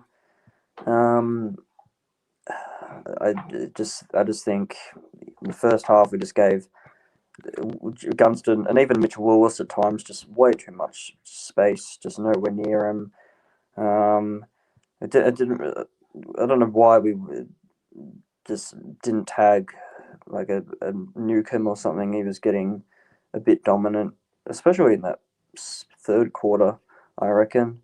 What was his disposal efficiency? Because my eye test when it came to Newcomb was that he was getting a bit of it, but he was going at 68%. Like I feel like he felt and that's despite the fact that he had 11 kicks and 14 handballs as well. So he's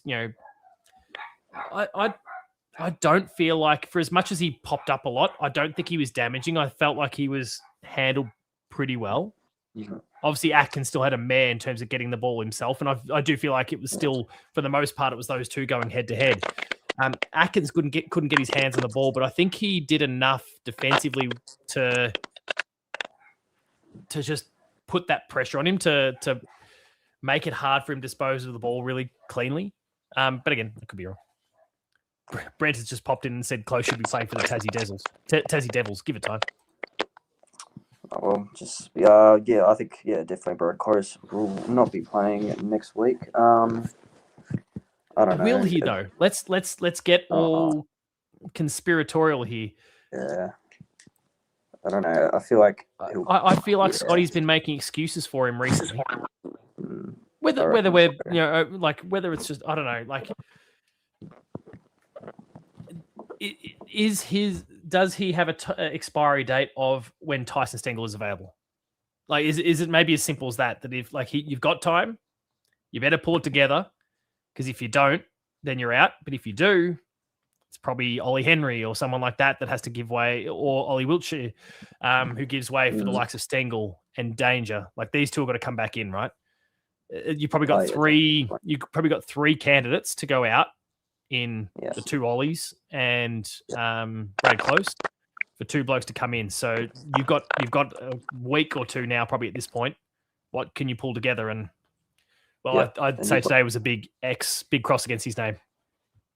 Yeah, and next week I don't think Dangerfield will play because they'll want to bring him back for the Bulldogs game, which is 5 days later. So one of the Wiltshire and Ollie Henry, you're playing up against West Coast boys. You've got a chance. Fill your boots. Fill your boots. This is your time to shine and earn your spot. Not that I had any issues with Wiltshire, to be fair. I was pretty happy with Wiltshire today, but I thought definitely his first. Holy shit! Great. 32 meters gained for Tom Atkins. I just saw that stat. 32. Yeah, he had one kick and 11 handballs. 11 handballs. It was not the footy gods have cursed him since last. Someone has cursed him last week when he had the incident, and now he may never recover. And 3 tackles. Oh no, that's the thing with he's a top tackler, and when players have low disposals, they get a lot of tackles. There's 3 tackles as well. Look, Tom. If I look at the season so far, his disposal account is pretty similar to last year. 19.7 last year, 19 this year. The kick to handball ratio is pretty similar. Today was a weird one, but it's pretty similar. Why are we? Give me more. What am I looking for? Defense, tackles. He's averaging 6.8 this year to 8.9 last year. So technically, like last year is, as I think we all know, last year is the outlier. He's just kind of brought it. He's still sitting slightly above his career average at this point, anyway.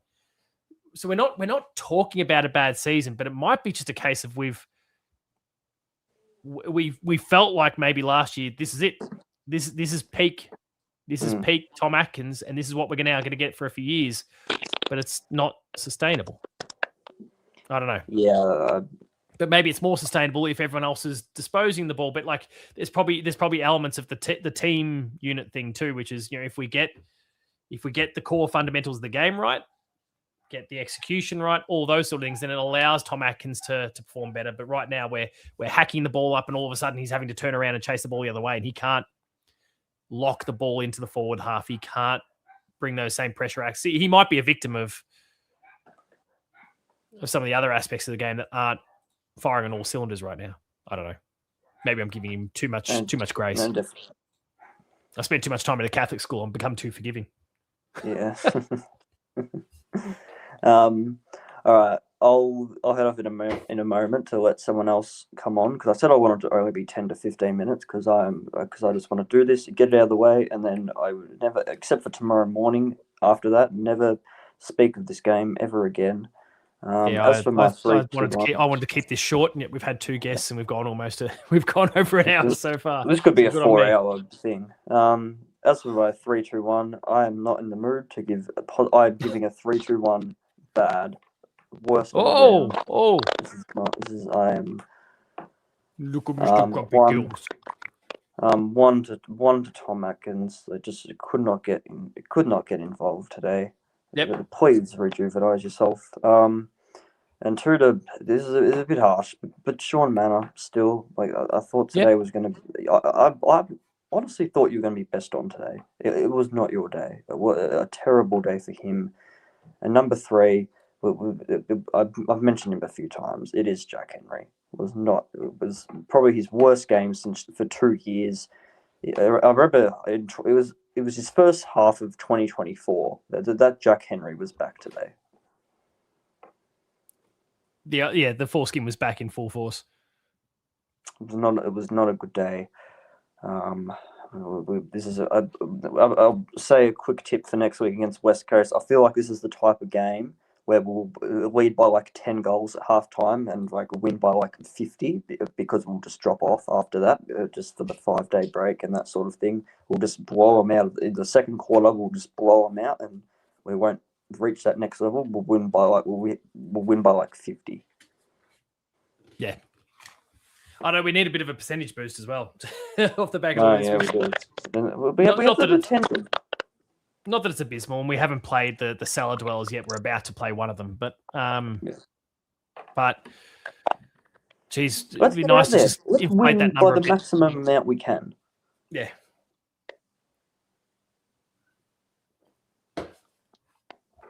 Any other final thoughts? Oh, jeez. Thank you, Spartacus. Oh, Spartacus.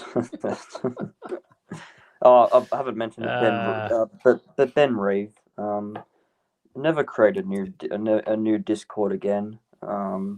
We didn't beat Hawthorn once during that time. He created the chat on the Discord days since we bet Hawthorn. Do I just need to go in there and delete the whole? I've got the admin access. I could just delete that channel right now. You should just delete it now. I can't believe it. And in the end, I might do that before the end of the stream tonight, and I'll make sure that I project it on the screen the moment that I do it, so everyone can see it encapsulated in history. The moment that the days since Geelong beat Hawthorn channel within the Hoops Crew Discord was deleted. I'm going to send a motion to the sun. I'm going to send a motion to the Discord to censor Ben Reeve, so we all acknowledge that we're disappointed with his behaviour. I've made my request for each person who comes on tonight as to what they need to say to Ben Reeve, but I'll leave the ball in your court as to whether you say it or not. I've also realised I'm probably not going to delete it straight away because I need to save it for Nuff of the Week this week because Ben Reeve is going to get the Nuff of the Week treatment. Yes. We need to it has to happen. You delete it on the video. Delete it during the video. Yeah, I'll delete it during the Nuff. Yeah, which is something I'm going to have to record after this marathon stream is finished. So that the curse is gone. And it's a shame because last year, in my mind, and I was kind of thinking about this actually earlier today before the result played out. The prelim final last year, as far as I was concerned, that was the end of the Kennett curse. Because as much as we had a good time with all the wins in the middle, and ultimately winning a very large percentage of the number of games we played against Hawthorn since that 08 grand final, Kennett was right. They beat us when it counted. They beat us in that grand final.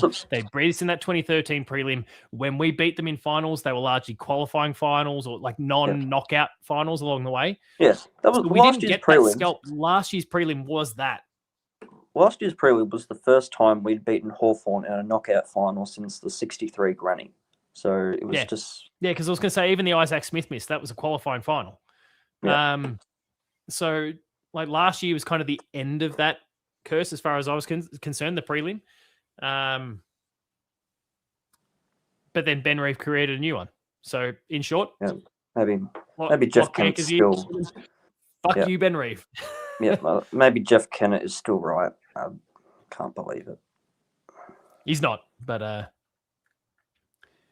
Ben, thank you for coming on. Good to chat again, and we'll do it all again next week. Hopefully, after a very, very healthy win against the West Coast Eagles. I expect a response. I'll see you next week after the game. No worries, mate. Chat then.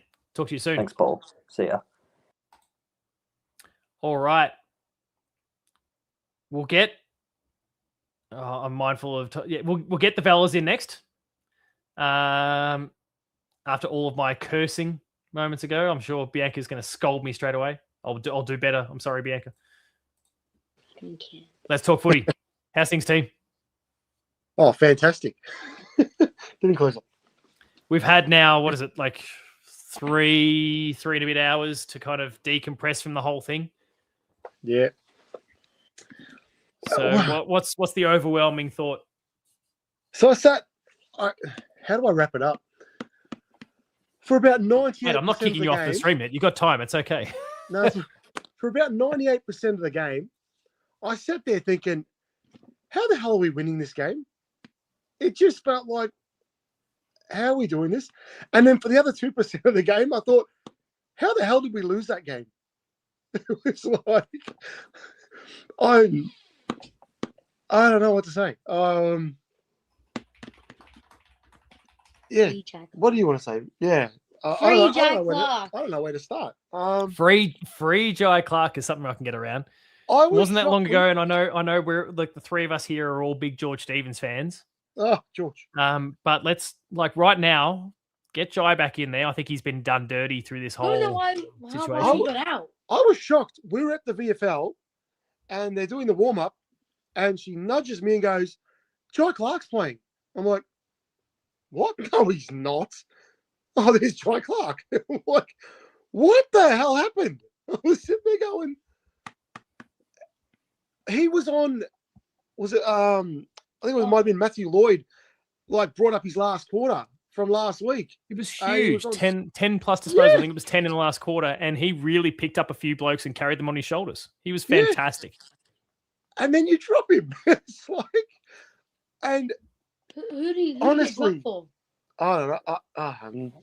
I don't even know now. Like But close? honestly, like, It'd be Jack Bowes, and I'm not opposed. Like nah, most He earned people it. would know that I'm very pro Jack Bowes coming in.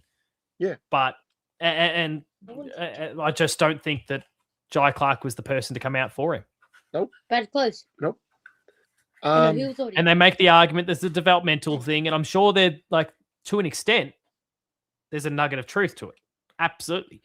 But got to be careful with But that. I think, because I think that wasn't the right time to do it. After he did what he did in that last quarter and was instrumental in that win, as far as I'm concerned, and I'm sure you guys are as well.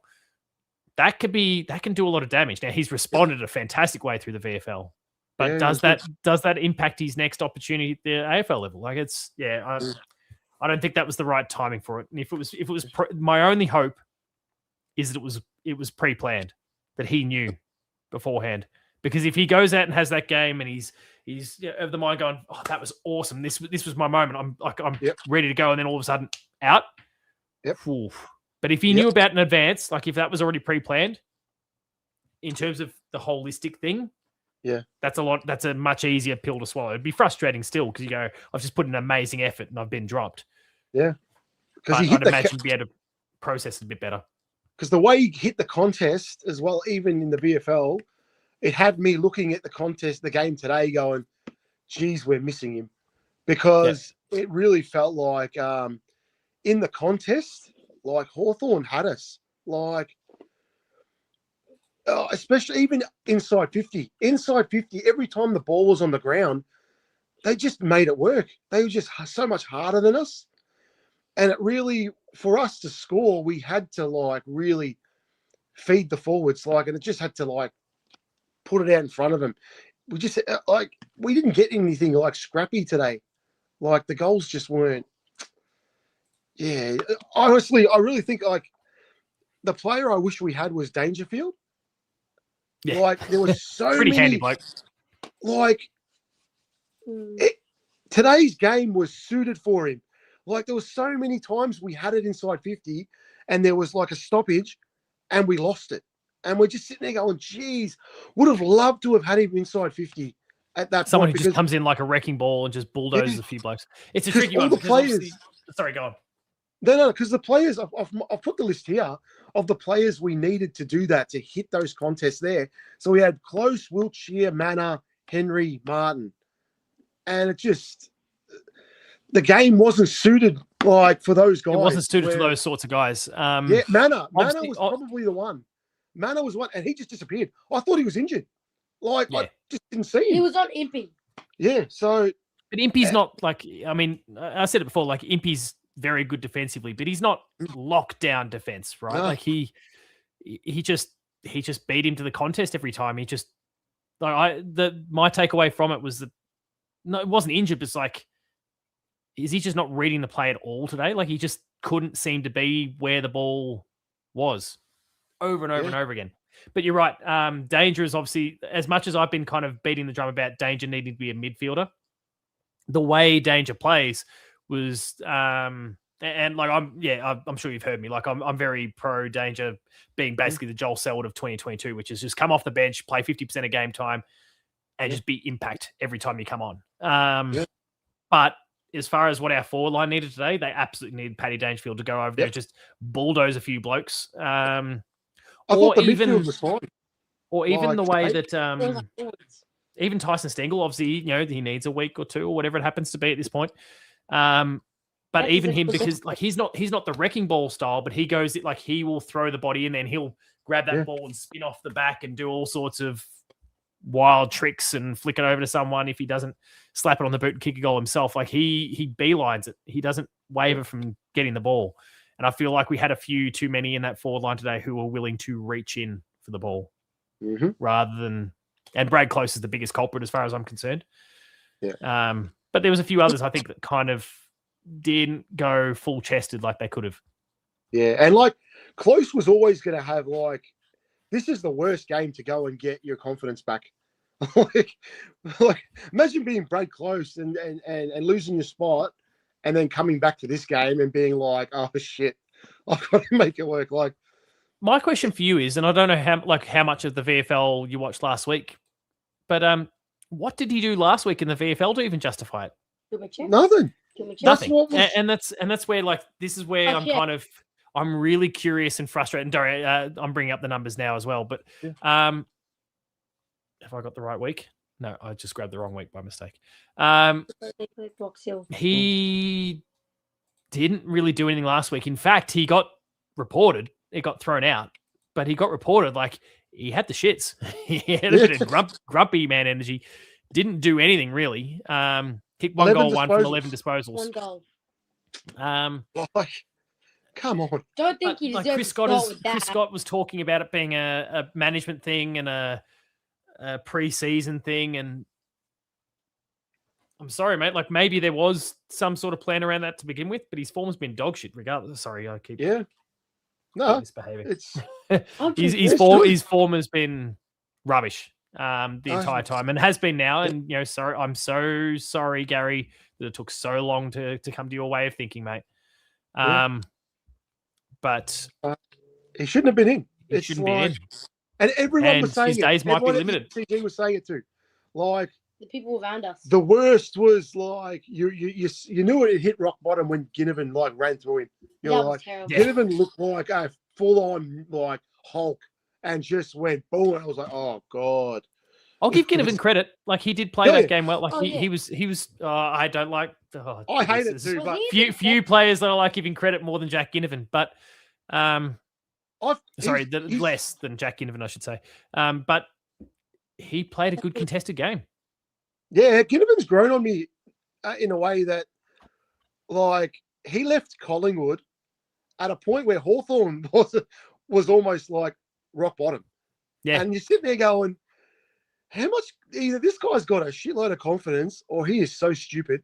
I mean, he did get pushed out. He did get pushed out, but but then he chose the Hawks, and that was also the team he supported as a kid. Yeah, but he rose to the occasion. Like, and he was giving it to the Collingwood cheer squad and stuff like that. So he's really just like come up to the point where I'm like, okay, you got my respect. he's got balls. Like, so, but yeah, Brad Close is. Yeah, I don't know. That's what he got today. You can't really see, but sorry, I can't quite see it. But 9 disposals. That's more than I thought. And look, he's meant to be that. He's meant to be that opportunistic forward. That's fine. Yeah. I don't necessarily expect a ton of possessions, but like if you're going to be that opportunistic forward, then take your opportunities. Today he had one opportunity, and it was a really tough one. Yeah. I will give him a pass on the one behind. It was that one where he didn't even have enough time to actually get the ball in hand. He just had to kind of almost guide it down to his boot and try and get something on it, and he hit the post. Yeah. I'm not criticizing him for that part of it, but like if you're not getting your hands on the ball, then you've got to physically compete, and it is what Tyson Stengel does so well.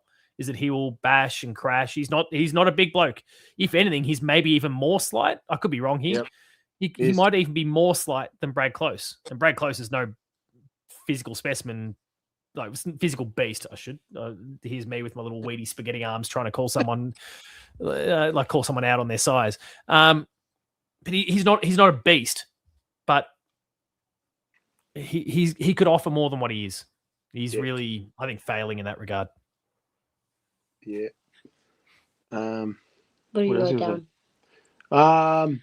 Mitch Edwards. No, before Mitch Edwards. Okay, fine. Yeah, let's get all the negative stuff out of the way before we talk about our up and coming rock star ruckman. One player that went from the penthouse to the shithouse, Mark Blitzarves. Oh my god. Oh no! How? You're about to shoot I'm Bambi. picking him up right now. How do you kick You're about to shoot Bambi, mate. The snap for goal gets the MCG on their feet. I thought we had it. I'm going, we're 13 points up, baby. We've got this. And then the next two kicks he gets, he's by himself 30 meters out. There's no pressure. And he just had to score anything. Anything would have done. He kicked the pie. He kicked the pie. I'm going, how? Like, just a drop punt will do. Just try and score. And I'm looking going, that didn't even score. And then the next one was on the full. Like, going inside 50. Yeah. Yeah, there was the one that got that spilled out to, I think it was Bailey Smith, and it got smothered. But then it ricocheted off to Mark Blitzarves, and he snapped it out on the full, and it was it wasn't like wildly out on the full. It wasn't a disgusting miss, but with the amount of time and space that he got, it should have resulted in something, and it didn't. Yes, some kind of forward 50 entry that just gave us just a behind would have given Geelong even more time to set up defensively. Yes, that was something we needed more. So that's why we go from literally just being so excited with the snap to just being like, could that have just been another player there? And that's the thing. He did snap a goal not long prior. Like, and all of a sudden he's there. It's like, oh, this one's so much easier. Oh shit, he's kicked it to the wing. I was like, it's kind of the Mark Blitzarves experience in a lot of ways. Like, you will take unfathomable highs when it comes to him, and then at the same time there's just unfathomable stupidity or like failures to execute that occur from time to time. I don't know. Talk to me about you, like in that play that we're talking about. Bailey Smith was a big part of it. Bailey Smith's come up a few times tonight. He finished with 33 disposals. I think was that lead possession count on the ground. Yeah, by 4 disposals. Yeah. The thing that's come up is he got 6 clearances, but there was also 11 turnovers, 6 of them clangers. I thought he was awesome. I didn't know about I got to see the turnovers because I got you. I didn't. Yeah, you have to. I know that they're there, but it'll be a full. That's a full match replay sort of job. Yeah, because I thought he was awesome but I was obviously level 4. But I thought he was awesome today. I don't know how many contested positions he had, but he was really like getting in and under. And there was also a lot of like. Yeah, can we talk to that a little bit? Like his contested possession work. 14. I am 14 and 19 uncontested. 14 equal leader on the ground alongside Jai Newcomb, who is known to be a contested beast. Yeah. Bailey Smith's physicality and his willingness to work hard defensively this year, I've been really, really impressed with. Like he has worked on that defensive part of it. He's still something there. The forward line. Yeah, I love seeing that he's today. a pretty damn good forward at one point, wasn't he? Not to mention 7 intercept possessions for him as well, which is near highest on the ground as well. What's he? 1, 2, 3, 4. Yeah, the highest was Tom Barras with 10. So not far off the best on the ground in that particular stat as well. He has rounded out his game incredibly well this year. Obviously, let's ignore the first game. The first game against Gold Coast was a bit of a nightmare for everyone. We shouldn't ignore it when we find ourselves. If we find ourselves, do we have to replay the Suns again? I hope not. Yes. At GMHBA, I don't know what's found, but yes. We do. But whenever that time comes, we absolutely need to go back and look at that again. I don't think we can just throw it out. But at the same time, the big picture for a lot of these players, and Bailey Smith in particular, he has rounded his game out wonderfully well since that first game. The defensive stuff has been awesome. Yeah. No, I thought he was awesome today. I thought he was our best player. Gary's just popped in and said Blitz couldn't hit the side of a barn door if he was standing inside of it. Which is like next level to the couldn't hit a barn door joke. I love it. Good work, Gary. But yeah. Like I said, I need to see like the turnovers because they didn't stand out to me. But all of his contested work I thought was brilliant. I think it was kicking errors, probably. Yeah. Oh, they would have been. That is Bailey Smith's weakness. But yeah. And let me see if I can get into the advanced stats, the my stats, and look at I'm sure it'll give me kicking efficiency specifically. I know it's a stat you can bring up elsewhere, so hopefully kicking efficiency, effective kicks, kicking efficiency. Here we go. All right, kicking efficiency. Oh God, Kicks no good. Bailey Smith was operating at 50% kicking efficiency, which is equal fourth worst for the Cats on the day. For amongst both teams, that is. I mean, look, he's surrounded by some pretty good company. Jarman Impey, Jack Gunston was operating at 50% kicking efficiency as well. But Jeremy Cameron had 25. No. Wow. Mark Blitzar was 44. Jack Martin, 37.5%. It's interesting, though, because there was a few, and I don't know if this kind of contributes to the stat, and we're going to get too in the weeds if we really hone in on this. But there was a few kicks from a few of our Geelong players, and I think Bailey Smith was one of them, where he kicked him, like the ball was kicked in front of someone who was running onto it. Yep. Not out, it skidded in front of them and they picked it up, but like lobbed over their head for them to run onto it. I would consider that a really effective kick. Yeah. Obviously sometimes the ball can then skew off in a different direction, but I would say the actual decision making is fantastic then, allows them to take it and go. I wonder if that kind of skews the numbers in any way, but we'll never get to see the KFC herbs and spices that go into this. So we'll wait and see. But Tom Atkins' one kick, by the way, was operating at 100%. Oh my Lord. His one kick. Yeah. That's not good enough. Yeah. Maybe bring George in. Yeah, done. Justice for George. Find George a spot. If there was a game for it, it's against the West Coast Eagles. Well, no, Done. actually, it's probably against the Essendon Football Club, to be fair. But Oh yeah. Mitch Edwards. Yeah, let's get back to Mitch Edwards. Bianchi, you've been wanting to talk Mitch Edwards, and we've been talking about him a lot. So. I think like when I got to the ground today, I actually thought Lloyd Meek was going to monster us today, and Mitch Edwards. That was the worry. Mitch Edwards was brilliant. We're not talking about Reeves, so. Yeah. Oh, Mitch Edwards was brilliant in the ruck. Like in his contest as well. Yeah. His contest. I don't know who was in the ruck in the last two center clearances. Blitzar. Was it Blitzar or Edwards? But no, I thought it was Mitch. I thought it was Mitch. I think it was Mitch too. So that's all right. But that's fine. Like that is. I mean, even the best ruckman in the game will sometimes lose a ruck contest, and it'll go straight. Especially in this day and age of the way we've got the 6-6-6 set up, and we've got all these different things. And I hate to just use that as a get out of jail card, but like the game is set up to allow for easier center clearance than ever before. It happens. I thought you think he also was. I think he was the best ruckman on the ground comfortably. 100%. Yes, he just 100%. He's not going to get it right all the time at this young age, and no. Again, with the way that the ruck has to be played now, it's hard for you to kind of lock it up in the same way that we once did. Yeah. The mark as well up on the flank was fantastic. Loved his second efforts. He's just going to get better too. He looks like that player like that he's just going to each week just get better. Like we saw it in the VFL last year. We slowly he was getting better, and then he just had that final game of the year. He exploded in that final game of the year. I can't remember who it was against, but it was huge. Yeah. So I just see like who we got next week. We got West Coast next week. Yeah. West Coast. Who's their ruck? Flynn. Cooper Duff Tyler. No, Flynn. So Matt Flynn. I don't even know who that is. So he came across from GWS. If I recall. Yeah. So what do you reckon? Edwards? Yeah, Edwards will cook him. Edwards will cook him. Edwards will cook him. But I'll double check the the lineup there. But yeah, Matt Flynn. All right, so yeah, hopefully, Nicely done, Bianca. very good. I don't even know who that is. So there you go.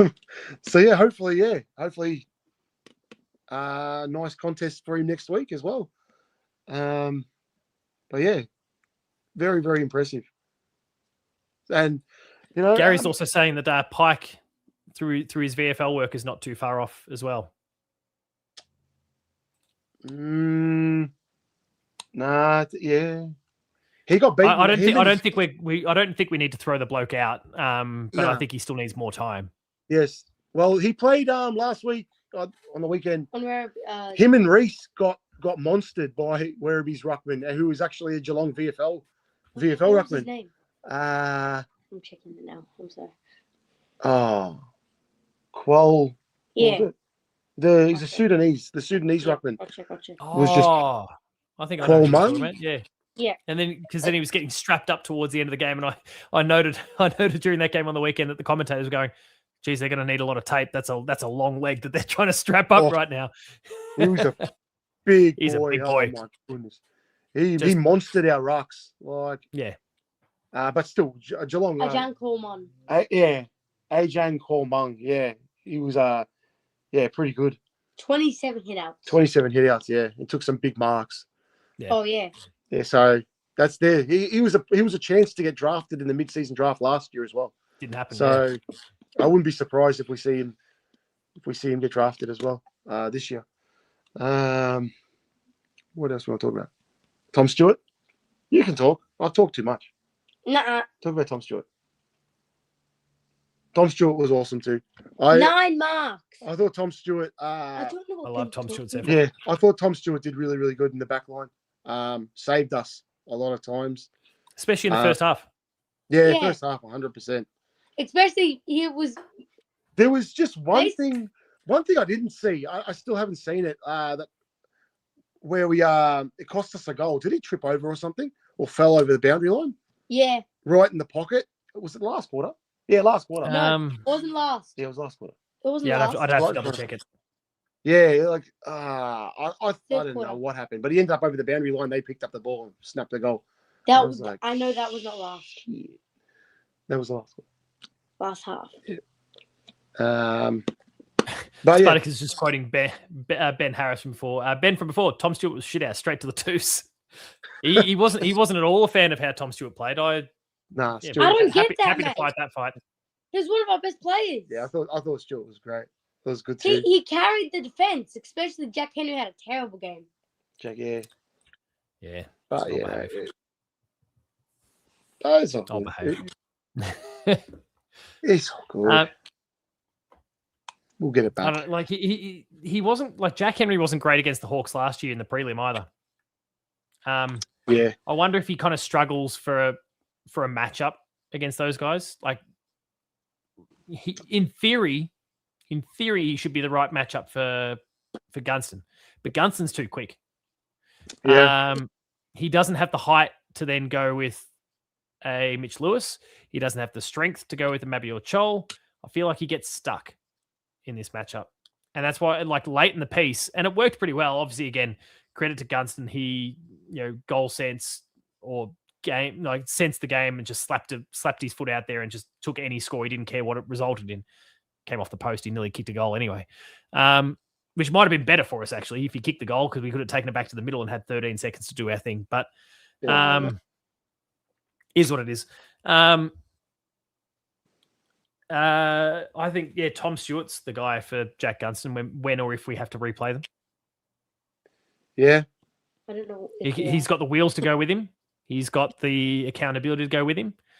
And Jack Gunston is not the most defensively minded forward in the world. And I think you could probably get him going the other way. But then what do you do with Jack Henry in that scenario? That's probably the question at that point. So Yeah. it's a tricky one. Yeah. Who was Connor O'Sullivan on? Sully Well, dealt with Chol Yeah. or Lewis. Like there was kind of a bit of swapping and changing between. But I'd say O'Sullivan was mostly on Chol. And look, Chol got a few goals, but I think Sully performed pretty well at the end of the day. Chol did, to his credit, he also popped up late in the game when the game was on the line. He popped up. He butchered one and kicked in a very important goal outside of that. Like he did some good things too. I don't know. I don't rate that bloke, but he did pop up when it counted. So Speaking of that, Hawthorn could not kick straight. Yeah. We would have got cooked even more if they kicked straight. I think we Yes. knew. yes We and knew no. Chol was going to miss that last one as well. You could tell, like that he was going to. He wasn't sure how he was going to kick it. Then he lined up to snap it. I'm like, oh, he's going to miss this. Yeah. And yeah, he did. He floated it. It was like, oh yeah. So, what else we got? What changes do you reckon we're going to make next week? Jack Clark. Oh. George. So George. Scotty said in the press conference, if we don't see danger in the next week or two, then he's basically given the media the green light to have a crack at him, like a proper crack at him. So danger's going to be a week or two away. Now, I think the very wise, responsible decision is to skip the West Coast game and bring him back for the Dogs. Yeah. But danger's obviously close. Tyson Stengel, he's been saying for about the last week or so, is now a week or two away. Okay. And the talk is that they'll just bring him straight in. So it certainly doesn't help with the various conspiratorial thoughts out there about what regarding why he's out in the first place. If we're just willing to bring him straight back in, but through a purely football lens, that's a huge in. And it does make it hard for your Brad Closes and some of those blokes who are absolutely. Well, they're all in our community firing line. I don't know if they're in the coach's firing line, but should be. Yeah. Shannon Neal. Have we talked drop about him. Shannon Neal? No, Yeah, drop Neil him. was good. Neil Did his part. did his part. Equal most contested marks on the game in the game. Yeah. Sorry, not equal most. I think outright most, I should say. 5 goals. I really wish we gave him some more opportunities because What about far that out, mark on Tom House? he could have kicked bloody 10 today. Yeah. Like he was kicking. We it just broad, couldn't get it to him. just far out. Just give him If we some. can just remind the midfielders to never try and lace him out, we'll be fine. Because if we do that, he'll try and take a chest mark and drop it. But if we put it out on his head or make him lead into it, we're fine. We're fine. Just Yeah. all he needs to do, and it's a discipline thing, right? Like we get stuck in habits. All he needs to do is lead out with his hands like this instead of like this. But it'll be an old habit that he's probably been doing for years and years and years because he was at junior level. He was always bigger and taller and stronger than everyone, and he's just got to break the habit. Yeah. As soon as he starts doing that, because his hands are sticky, like that first, those first couple of weeks last year, I remember going, "Oh shit!" He's just like it's not. He's letting him slip, but he's got the sticky hands now. I think like we're okay in that regard, but he now needs to just approach the ball in the right way. Yeah. Brenton Durry, we're taking the piss a little bit here. Neil every day of the week is in the best 22. No doubt. about it.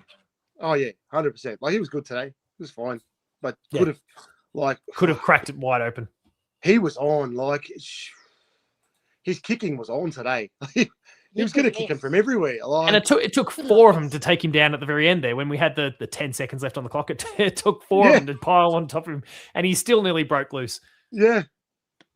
And if he did that, who knows? Who knows at that point? But, and Jezza, I think Jezza will be all right. Like he'll come good. Jezza's game comes down to just his supply. I think that we got to get him. Like he's not all right.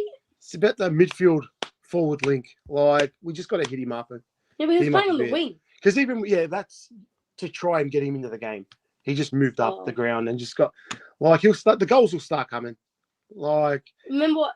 And hopefully, I wouldn't be surprised if he kicks 14 against West Coast, and then we're off to the races. He probably just needs that game where he can just fill his boots a bit. Yeah, just get the confidence going because he get had some those like sleepy, shitty, no one respects them goals to then just go, okay, the shackles are off now. I can go. Yeah. So be a hog. Go try and kick 10. Don't worry about it. Just kick 10. Yeah. Fine. And then go back to kicking 2 or 3 against the good teams. That's fine. We can deal with that. That's it. Yeah. Warple. We surprised Warple didn't get in. Yes. I mean, through a theatre lens. Mm. The Cats don't subscribe to theatre, but I would have loved for the theatre to see him out there. Especially against his Probably, old he probably side. would have played. He probably would have played a pretty bloody good game too. I reckon. If he Yeah. got Against out his there, old but- side. yeah, that's I'm what I actually- mean. Like, I think he probably would have played a pretty good game, but I'm a bit but shocked. he does seem to be victim to the same thing that Jai Clark has been victim to. Yeah. Different lens. We're looking at it through a different lens because we're looking at a young bloke versus a far more experienced guy. But I think the reasons why they're out are probably very similar. That there's other contested players, Jack Bowes and Tom Atkins are ahead of them. Obviously, Atkins had a bad one, but we're not going to drop him off the back of one bad game. But it's hard for him. We're like already in conversation when people asked about Jack Bowes, Chris Scott said, "Yeah, it's great to have depth." I'm like, new recruit. No, but new recruit. We're calling him a depth option. I'm sure he loves it, but the reality is that's what he is. Yeah, and I like it, and that's how a lot of us discussed it when we brought him in. Yeah. Anyway, that's why I thought the midfield was good today. Yeah. But it's just that seems like the forwards just weren't able to get it done today. I think the delivery inside 50 is still the problem. And that was one of the stats I grabbed early on was the clangers. Hang on, let me quickly find there it. were so many. The clangers, but who they were is the concern for me. So Max Holmes with 6, Jeremy Cameron 6, Shannon Neal 5, but we'll let Scratcher off the hook because he did what he did in front of the sticks. Bailey Smith with 4, Brian Myers with 3. Now there's others with 3 as well, but all of those guys I just mentioned, they are the key links, either as receivers primarily, Jeremy Cameron and Shannon Neal, but also as the key delivery people when we're bringing the ball inside 50. We can't afford to have them butchering the ball because it gives our key forwards or the smalls, if it's it gives them no chance. Yeah. So, I think and it's been a bit of a pattern the whole season, right? Our efficiency hasn't been great. Yeah. We just got to clean it up. Yep. But before we wrap things up from both of you, let's talk 3-2-1s. I go first. You got yours? You got Go on, something? Yeah. Oh, stuff you. I'm going first then. No, I'm going first. I'm going first. Uh-oh, domestic. We've got the same. So just go. Oh, okay. 3, Bailey Smith. 2, Tom Stewart. 1, Mitch Edwards. You went the wrong way. Nice. But that's the one. That's yeah. all right. But we get the You got- gist. That's all right. We're fine. You got 3-2-1s. So, Scored yeah. 3-2-1s. So yeah. Well, yeah. Maybe upon second viewing, maybe Bailey might not have got 3, Slides but a from smidge. where we were level 4 today at the MCG, I thought Bailey Smith was awesome. Another shout out, Tanner Bruin. I thought He attacked the ball really well. He wasn't attacked- super clean, but he attacked it That's it. really well. yes. And when we drafted him, I didn't necessarily think that his wheels were like his greatest asset. Yeah.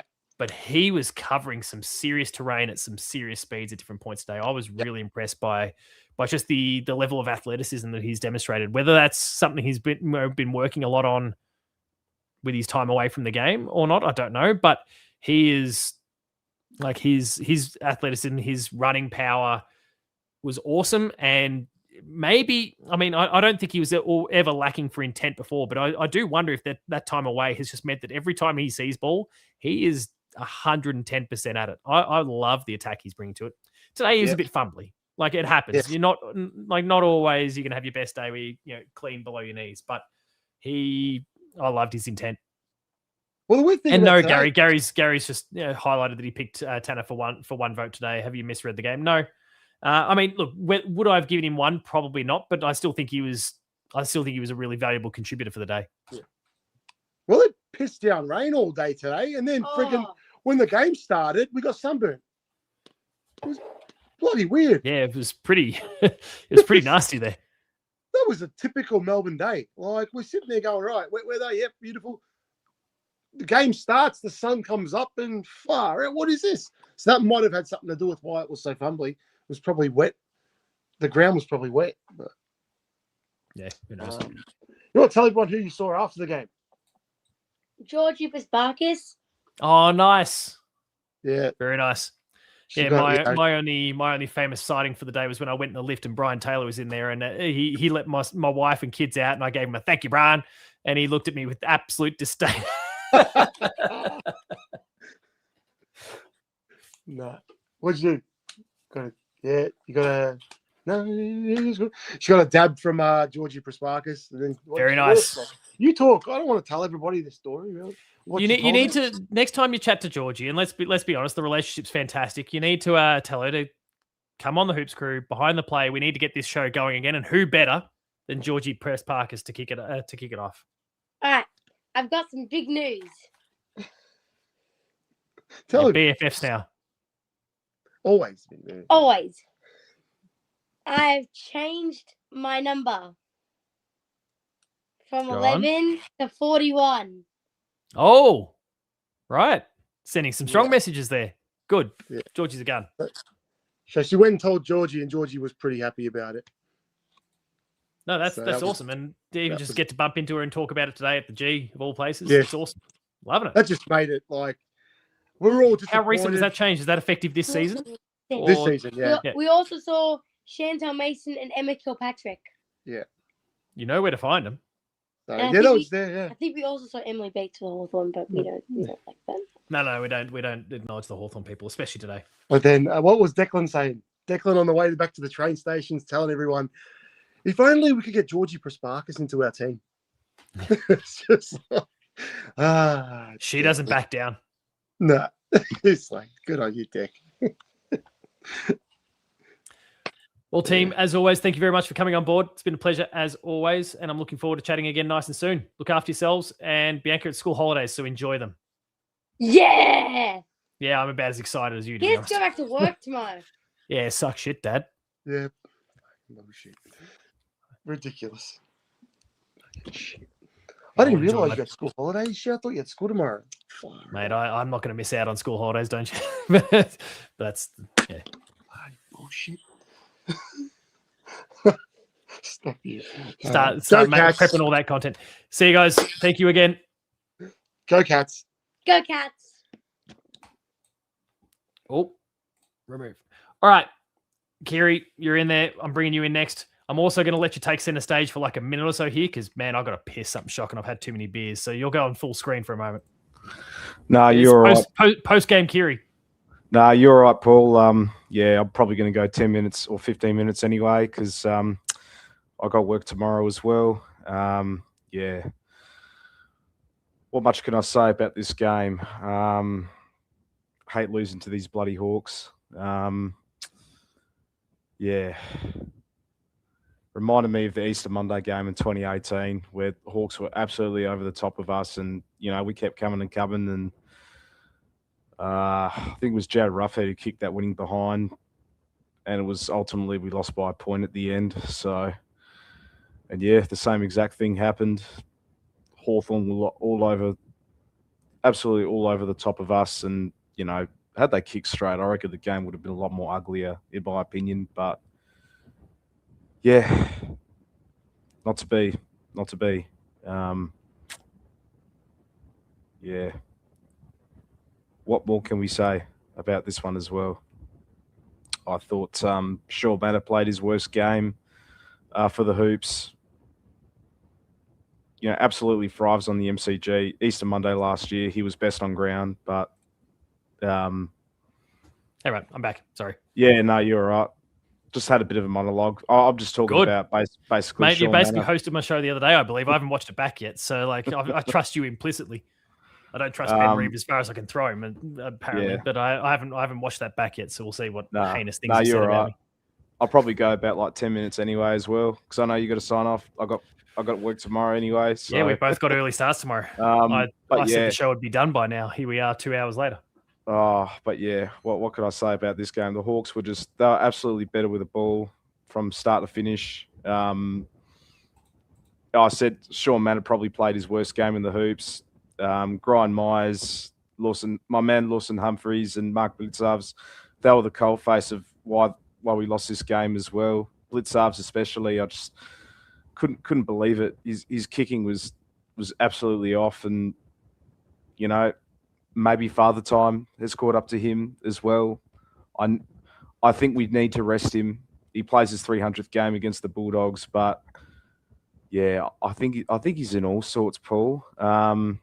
He had What a else? fantastic Yeah. game. Was it last week? The week before? Against the Crows. He was like, good. oh, I was like, here we go. Like he's starting to work his way into the season, which like didn't necessarily surprise me that himself and maybe a few others would need to like it to be a gradual build. We're of course hoping that's the case with Jeremy Cameron right now. But yeah. But you know, it's like a few only plays. Carlton's just popped in saying, happy to be here. What's with the long faces? You guys are Geelong. You'll probably win 5 of the next 10 flags. I mean, look, I love the line of thinking. We're a very humble bunch here at the Hoops crew. So I feel like you've understated a little bit and probably more like 7 of the next 10. No. Look, it's a weird one. Like these games, I guess, for any neutrals who might be watching right now, like only Carlton, like these are, and I'm sure Carlton fans have that equal matchup. For them, what would it be? Probably Essendon, I suppose. Collingwood, Essendon, Collingwood. Like this is the equivalent of one of those to us these days. So especially off the back of 08, there was no turning back. So, no, definitely. It's just one of those ones that kind of sits in the gut when it doesn't roll your way. So, yeah, especially given there was plenty of opportunity. Yeah, no, definitely. I thought Tanner Bruin was. But really thanks for good. coming on board anyway, mate. By the way, he got a bit of the ball, but I thought he was wasted at half back. One in Chris Scott from in the midfield. I thought. Like, well, we did towards the end when the chips were down. We threw him in there, but the problem was like it was probably too late. Yeah, it's like couldn't you know when the game was to be won as well, and like just throw him in there. Like he hasn't lost any step at all, or touched Tanner Bruin. Like throw him in there. I thought. If anything, he's picked up a few. Ollie Dempsey. If anything, he's picked up a few. He's absolutely unreal. He faded in and out. I thought Dempsey at times. I don't know where he was at the ground. I thought he was sitting up at the probably different going to the game, but just did not see him at all. He was up forward a couple of times trying to take a couple of marks in the goal square, but where was he? Was he running on the wing? Like, you know, could not see him at all. I feel like there was just a few that didn't work out for him. He, I think, got himself in some really great positions in the forward line like he usually does, but there was just someone who managed to float in front and get a hand on it, or he was kind of knocked out of his flight and the ball came to ground. I felt like he was going for the right balls. He was in the right place at the right time. And it was just one of those days for him where it just didn't work out. Because I certainly, and I think about the other guys who were kind of playing on the wing, specifically like Massimo D'Ambrosio. And like he did, I can't think of anything really that he did of substance. Could be wrong. I could look at the stats sheet here in a second, get an almighty shock. But I mean, he had 23 disposals, but I don't think there was anything overly impactful, especially when you're on the wing, 23 disposals, but then you contribute 381 meters. I go, how much did you really do? And then he had, and like the other wingman for the day was Flynn Perez, who was kind of in and out of their different stages. I don't think there was that much to see, really. But yeah, I think he was just there was a few near misses that they were coin flips. They could have landed his way. Someone's kind of thrown the arm back, missed it, clunks it, has the shot on goal. 100%. But I mean, we all talked about Brad Close throughout the night. Who's just popped into the chat. Oh shit! Don't jump on the band hammer just yet, anyone. Let's give Telstra a chance to see how they behave. I also haven't seen Shadu in a while, so I don't know what's going to happen here, but but let's see what happens with let's see how Telstra goes first, and if the behaviour's in good fun banter, then I might let it go for a little bit. But we'll see how we go. Yeah, anyway, kick going, Kiri. Sorry. No, you're right. No, otherwise I'll kick his ass out of here. Brad Close, I think he needs to stint in the twos for a month, in my opinion as well. Everyone's been talking about it. Yep. Like, I don't even know why he was even brought in the first place. I think Jai Clark would be absolutely kicking himself. But let's be real. Chris Scott likes playing his mates and all of that. He's obviously a premiership player. His reputation over form, like the Australian cricket team. I won't be surprised if Wiltshire, gets dropped. Close stays in the side. I think the bloody golf videos is the reason why his form's dropped. You can't convince me otherwise. Like, is he really posting? Like, I don't follow it closely. Is he really is he posting a lot? Like, has it really gone up? He posts regular content. Yeah, and it's like at the Adelaide Crows, they used to have Ned McHenry. He did a fishing show on 5AA, and you wonder why his form's been dropped. Like, it's the same sort of scenario here. Like, he's just got to get back in the VFL and just hunt for the ball. I struggle to, and admittedly, I'll as I clearly showed my ignorance. Like, I haven't seen any of Brad Close's golf stuff, mainly because I can't stand golf as a sport. But Same. It's boring as batshit. And yet we sit here and we talk about our love of cricket. But anyway, setting that aside, I will give him the benefit of the doubt on the content thing. Like, we all have stuff that we do on the side. And AFL players, 100%, yeah. AFL players have, like, they commit a lot of time. They commit a lot of effort.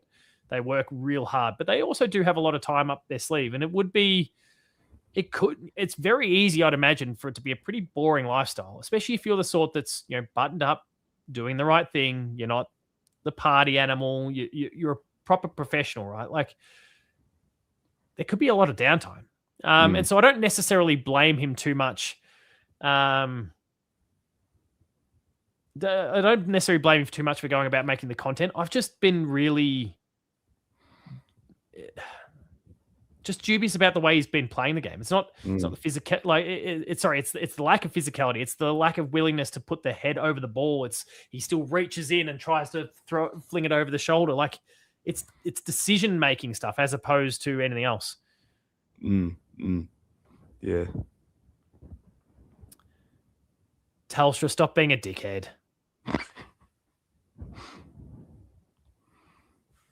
Yeah. It's a complicated scenario, that one, so I'm just going to largely leave it alone. But yeah. But let's not be a dickhead to Lucas or to us. Yeah. Yeah. I think I'll give you my 3-2-1s quickly. Bit of a preview next week as well.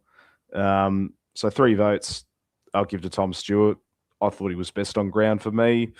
Probably without him, I think, probably the margin could have been a bit uglier. Could have been a lot more uglier. 2 votes I'll give to Shannon Neal. I thought he was a massive presence up forward as well. Just keep persisting with him. He took some great contested grabs, 4 straight goals. He's a dead-eyed dick in front of goal as well. That's what we can't forget too. Like, and anywhere around the ground as well, whether he's out in the 50-meter arc, 35 meters out directly in front, and he could kick it anywhere. It's always going to go for the big sticks. I'm feeling more confident with Shannon Neal taking a set shot on goal more than Jeremy Cameron these days, and that's just saying something, Paul. Like, I'm sure Jeremy Cameron will turn it around. I know he's in a bit of a slump at the moment. I've got no doubt he'll fix it up. Yeah, I know he was pushed up further up the ground a bit, trying to get all the other forwards involved, as he always is. He does operate as that high half forward sort of player. But yeah, I'm just feeling more comfortable with Shannon Neal and his set shots on goal. And yeah, he's just marking the ball so much better as well. And yeah, he's going to be lethal down the track too. And once he starts to take the lead more and not get caught behind by a lot of other defenders like Harris Andrews, all of that, watch out. Like, yeah, I think this was a big step in the like we've seen it now with a couple opponents in the last few weeks from obviously dealing with Freo and some pretty seasoned and experienced and very talented key defenders there. He's now gone and tackled the likes of Barras and Battle and Co. and come out on top here as well.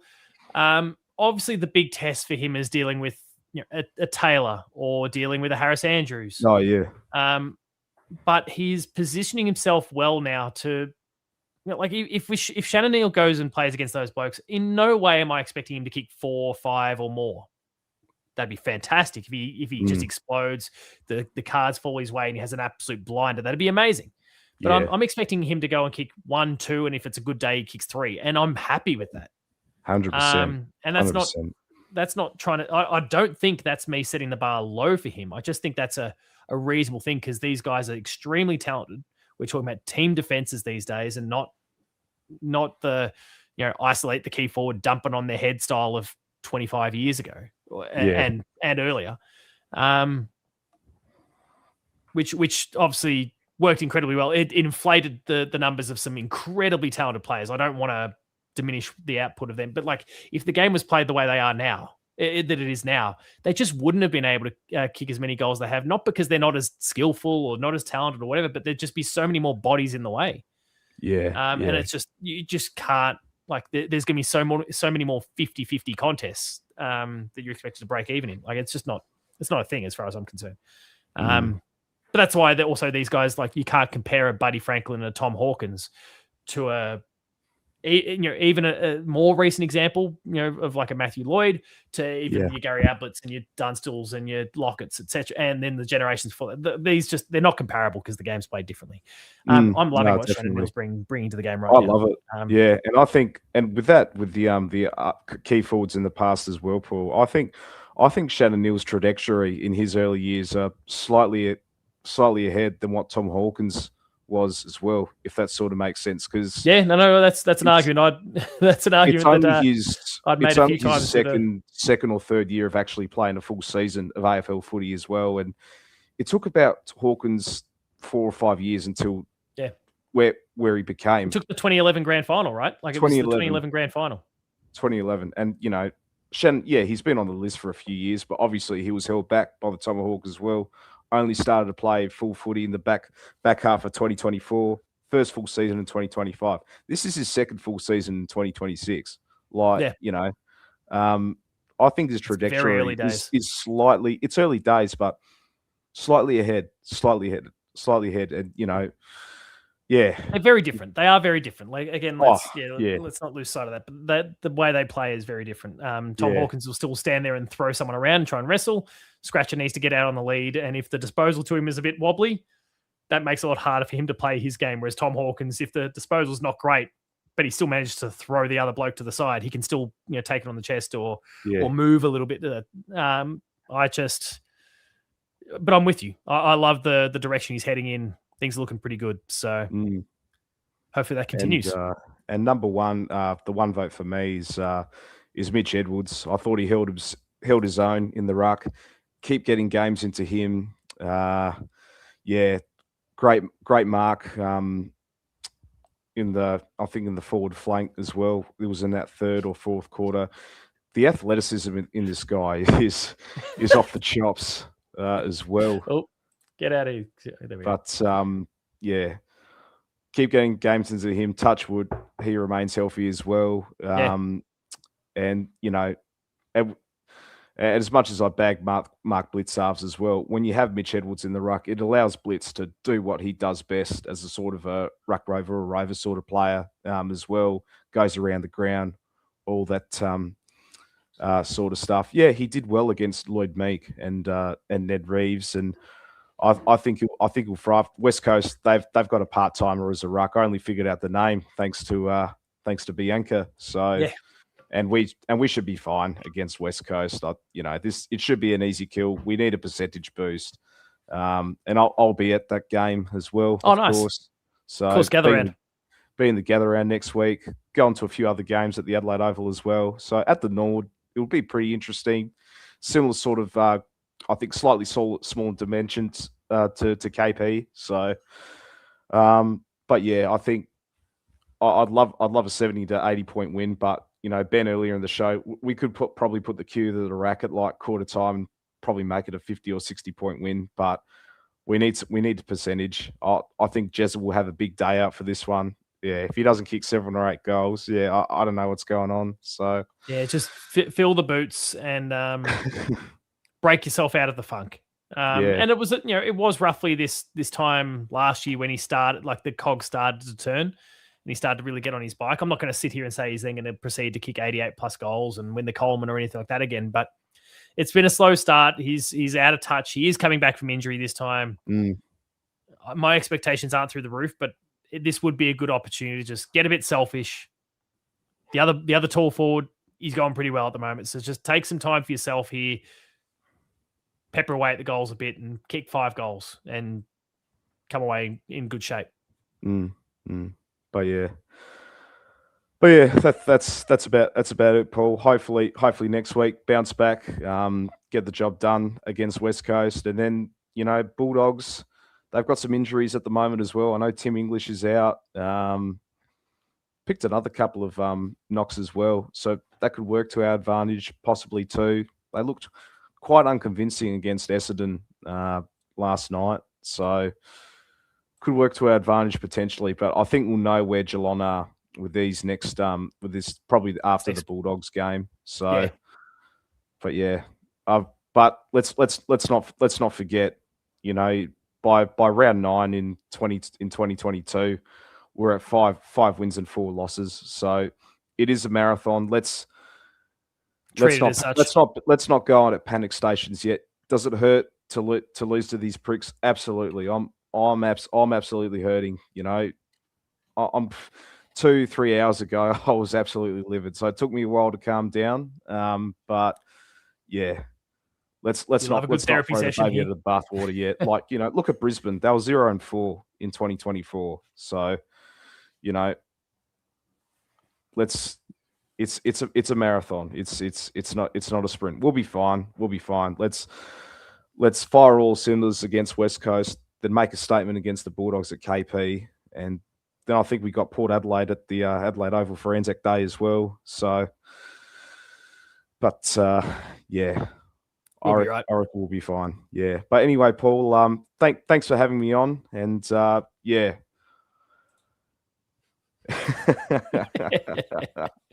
There's no better sign off than that.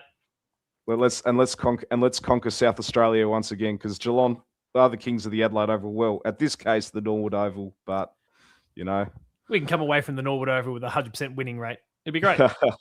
Let's do it. Let's do it again. Anyways, Paul, thanks for having me on, mate. No worries, mate. Chat soon. Look after yourself. See ya. All right, Horatio, I can see that your camera is on, and so I'll grab you next. Let's bring out the layout. There he is. How's things, mate? Yeah, not too bad.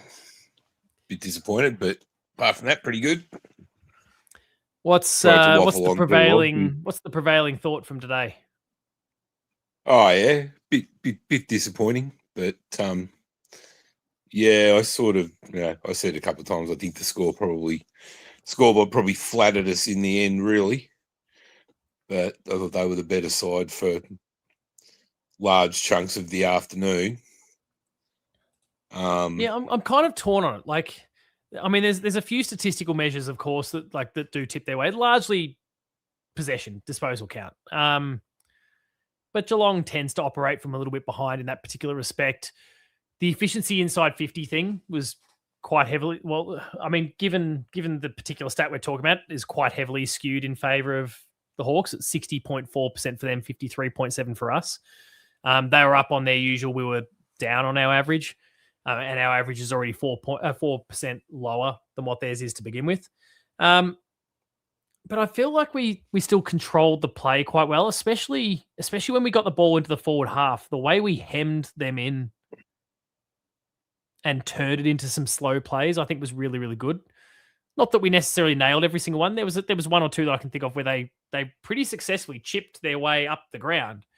But by and large, I feel like we halted a lot of the momentum, which is something they can really get carried away with fast plays. And I feel like we kind of buried that at different stages. I think we just kind of screwed ourselves with efficiency.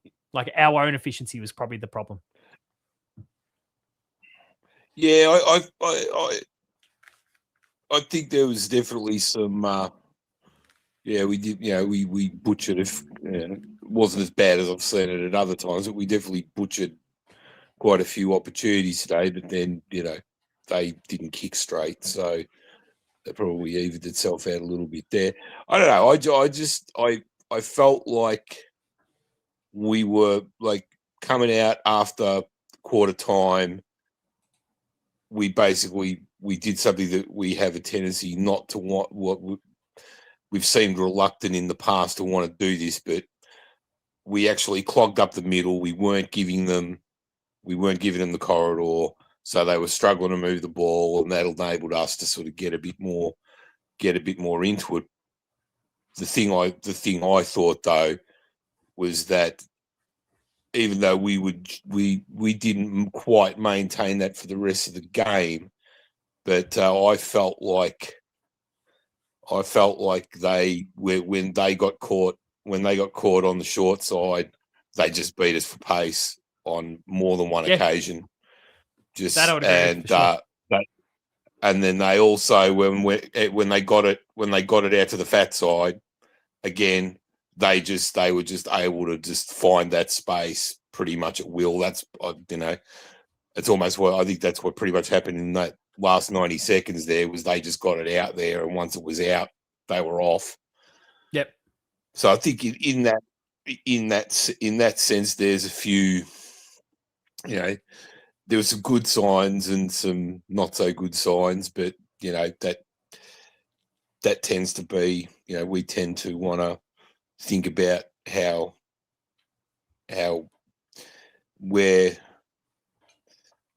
play our game, and by sort of asserting our,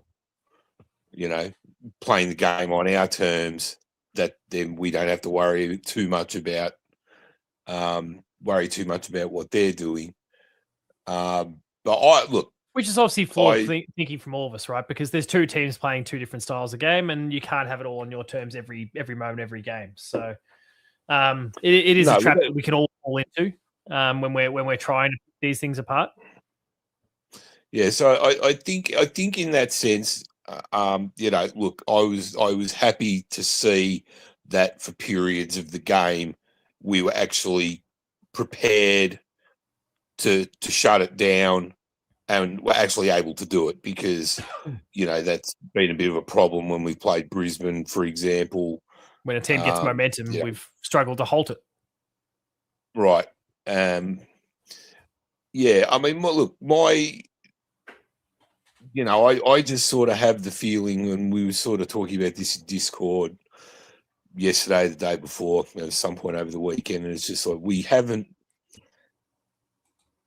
really put together a 4-quarter performance where we've sort of performed across the ground, sort of had all game. We've had, our defense doesn't, we're relying on sort of individual performances rather than, usually we're pretty cohesive down there. I think we're lacking a bit of cohesiveness. So we're just relying on winning those one-on-one battles and being in position for turnovers and stuff like that. But I think when we're trying to, build from defence, we seem to be battling. We just don't seem to be. We don't seem to be operating with the fluency that we've we've come to expect coming out of the back line. Well, that's the thing I've often heard from non-Geelong supporters over the years, that the problem for every opposition when they come against Geelong is that they kill you with their efficiency. Not necessarily disposal efficiency, but they will stick to the plan, they will execute, and it'll just be death by 1,000 cuts, where they just, and look, sometimes you're playing a low rung team and we blow them away. But even for those top teams, we just kill them with our consistency and our efficiency and our ability to stick to the plan, stick to our guns, and just break a team down bit by bit by bit. And right now, there's we're getting some wins. We're obviously 2-2, but we're not. Gary talking a bit of shit there in the chat. Look at Paul trying to talk intelligent. That consistency, to your point, that consistency, that efficiency, that 4-quarter performance is lacking right now. Yeah, I don't. Yeah, we just haven't been able to get the, sort of get our flow going for any extended period of time. And then on top of that, I also feel like, and it comes back to what you're talking about with execution. When we've got a run on, and it happened. You were at the game today, so when you're at the game, you can feel. I think you feel the momentum and the direction, the ebbs and flows of the game a little bit more when you're actually there. and you would have felt, yeah, we're getting on top here. We're starting to worry them, and then just one error and bang, and they were, and that's the thing when you're playing a side with the intent that Hawthorn had today, just that one little error and bang, it was gone, and that was it. So. And they're momentum killers, particularly, the way footy's being played this year. It's just you can't afford to you just can't afford to be making basic skill errors and unforced skill errors, because the opposition teams are just ready to just take it right back down your throat. Probably more so than I've seen, more so than I've seen in a long time. Shout out to Pommy, who's just popped into the chat as well. He's merely trying to distract me because I'm super professional. Not so much that I didn't take a look, quickly open the stream up when I saw his comment about my camera quality is like when you enter your credit card details into one of them web pages with live cameras. I did have to go and take a look. I'm like, there's two ways that this can be interpreted. Went and checked it. I was like, hang on, I'm coming through crystal clear. You absolutely got under my skin there for a moment, Pommy. You threw me off my game, so well done. He noticed too. Look, there's a lot to that. I mean, there's so much we could unpack about this game. And kind of the more holistic sort of points as well. So, yeah, I mean, you're also being asked about your curtains there, Horatio, by the way. Only Carlton asked, what curtains are they? Cheap Chinese ones. There we go. No, they just they're not brown, they're maroon. In case people think that there's some sort of delicious already here, they're actually maroon or wine. There does look like a slight orangey hue to them, but anyway, yeah, we won't get derailed. Pommy's getting his way. He's derailing everything. Yeah, so I don't know. It was one of those ones where it's one of those games where it's like in that last and Ethan mentioned it earlier. Yeah, the thing for me, and in the end was like, God, if we could get, I'm thinking we get away with this win here, because we probably, we've been outplayed for long stretches of this game. These are the sort of wins that if you scrap them out, you give it, we haven't hit our straps yet. So if you get a win like that on the board, you start thinking about that. And then, I suppose, you would think, and, when I said in Discord, like, you need to have in a situation like that, you've got to have a setup for when basically you've got to just jump on the ball. The minute the ball goes down, you've just got to jump on it. Bury it, yeah.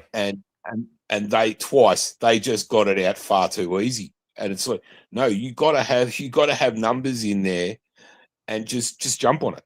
Like, so when I was talking about like having like a 1 minute drill or something like that, it wasn't necessarily about we get possession of it and slow it down.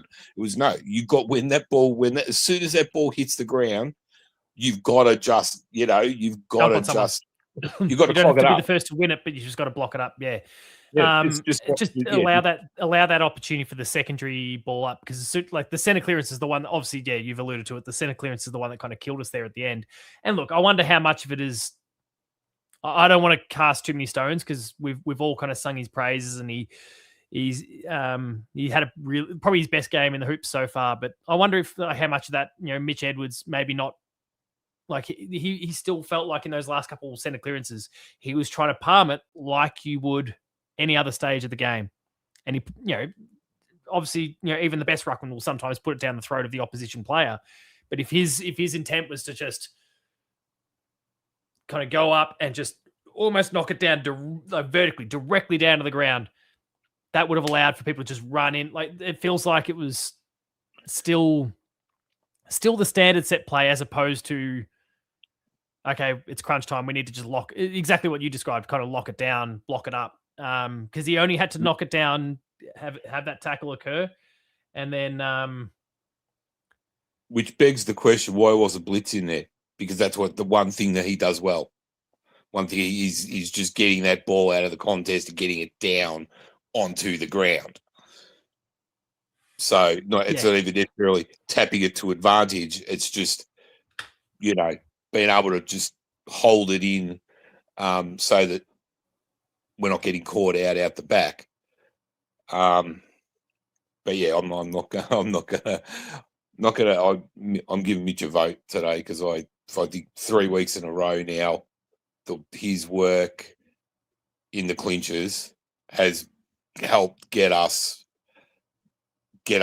like wrested the momentum from the other team just with his ability to just hit the contest hard. And he has a really, I think one of those that really teach. But if you watch him, go back and watch him. It was in the second quarter of the Freo game, last quarter last week, and then in the second quarter today.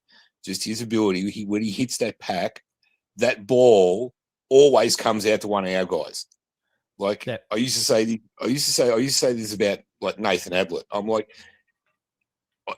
it's really hard when a guy, you got a guy going up for a mark or hitting a contest, right? When you can get the ball to go to your guy, like that was one thing that Nate was really good at. If he flew for a mark and he couldn't mark it, he would always somehow make sure that he'd hit the deck to where our guys were. Wouldn't get our point. And that's the thing that I've noticed in these last 3 games with Mitch is that he is really good, even if he doesn't get a stat for it, at just forcing that ball out right to where our guys are. There was a few big, they weren't even through the ruck contest. There were a few just really good punches where he just launched that ball, added 20, 30 meters on. There won't be a stat there. And he just belted the ball out of the contest onto he wasn't even sure necessarily who was going to run onto it. But he's, sent another 20 meters in our direction, giving us an opportunity to break away from the contest. There was a few of those today in particular. I was really impressed by it.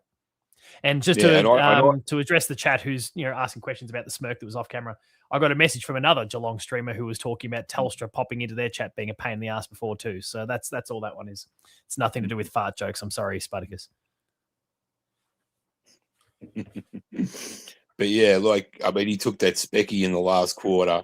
And I thought, like I actually mentioned, we were talking about him in Discord. I said, the good, he's still, as far as his ruck work goes, tappy, he's palming and all that kind of stuff, just using the body, those sorts of things. He's, still got a lot to learn. But I thought as the game went on, even though, as you say, he pretty much got ganged up on all day by their two big guys. Yeah. I thought his tap work actually got better as the game went on. So, agreed. So yeah, I sort of, when I saw him in that game, that practice game against Carlton, I was like, geez, he's raw.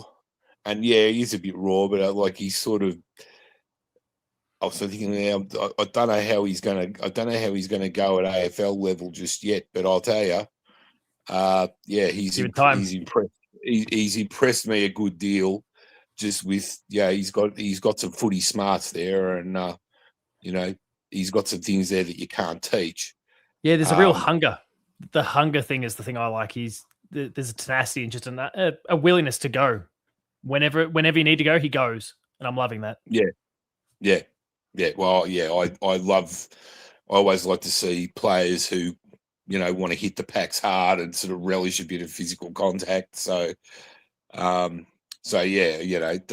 was a real, that's been a real standout for me so far this year, and certainly again today. He had his best game. But yeah, I think, I think the main thing is that. We've got some blokes there. We've got some blokes there that haven't really hit, like we talked about Jezza and all that, haven't really hit their best form yet.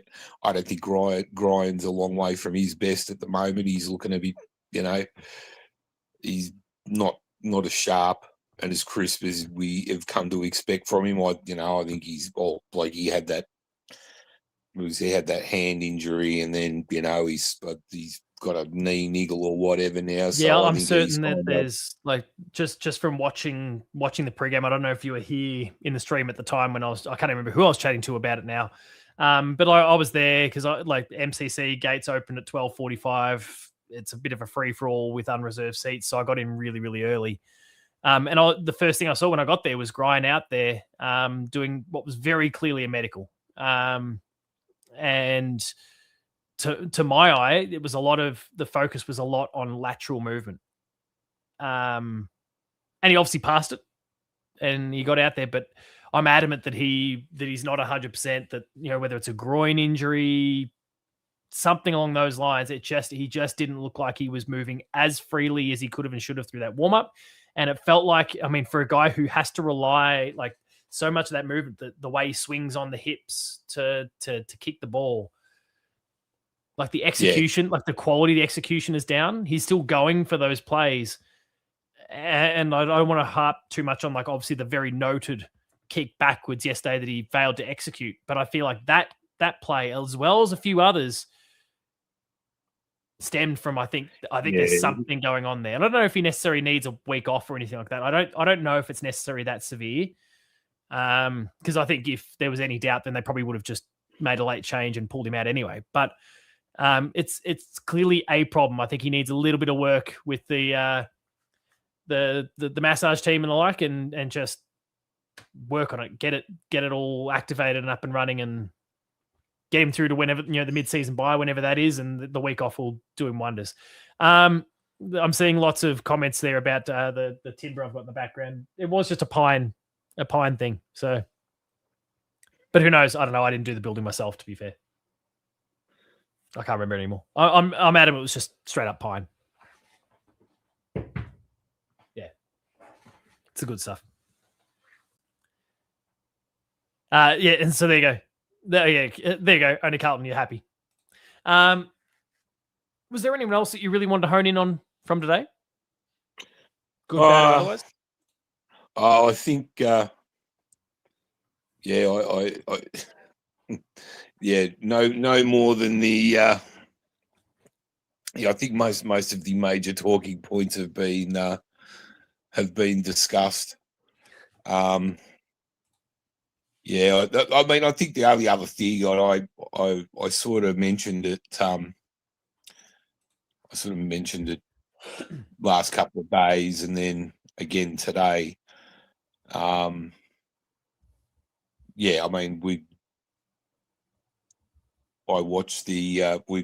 and I watched the VFL, had a bit of a watch along on Discord last week, and we were both sitting there going, I don't think Closey did enough to get back in the side.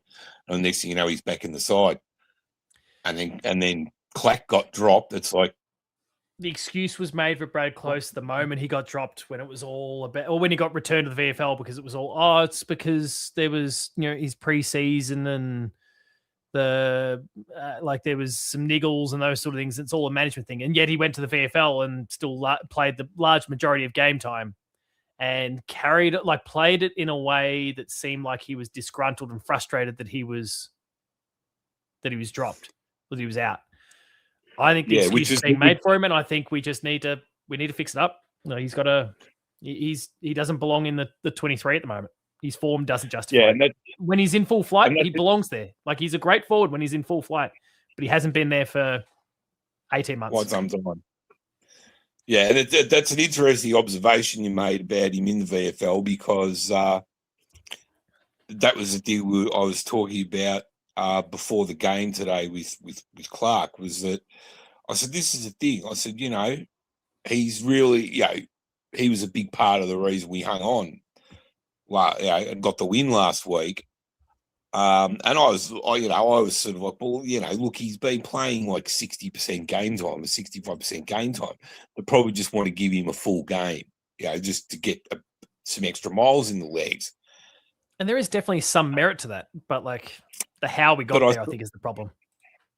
Yeah, no, and and I'm not saying that I thought that was the right decision because I didn't. Yeah. But the thing is, given that he played well particularly in that last quarter, and got dropped, you could have every right to crack the shit. And he did not crack the shit. He went out there on Saturday and starred. Right? He was like, hey, I'm too good to be back here in the VFL, and I'm going to show you. You know, took a freaking monster hanger. You know, was a big part of. Yeah, I did. You know, I did a see lot that of hanger actually. The good one. I forgot about that. He did take a great huge crack hanger. yesterday. Yeah, but I mean, he was sort of played a really good sort of link. You know, he was a really good link man through the middle, everything like that.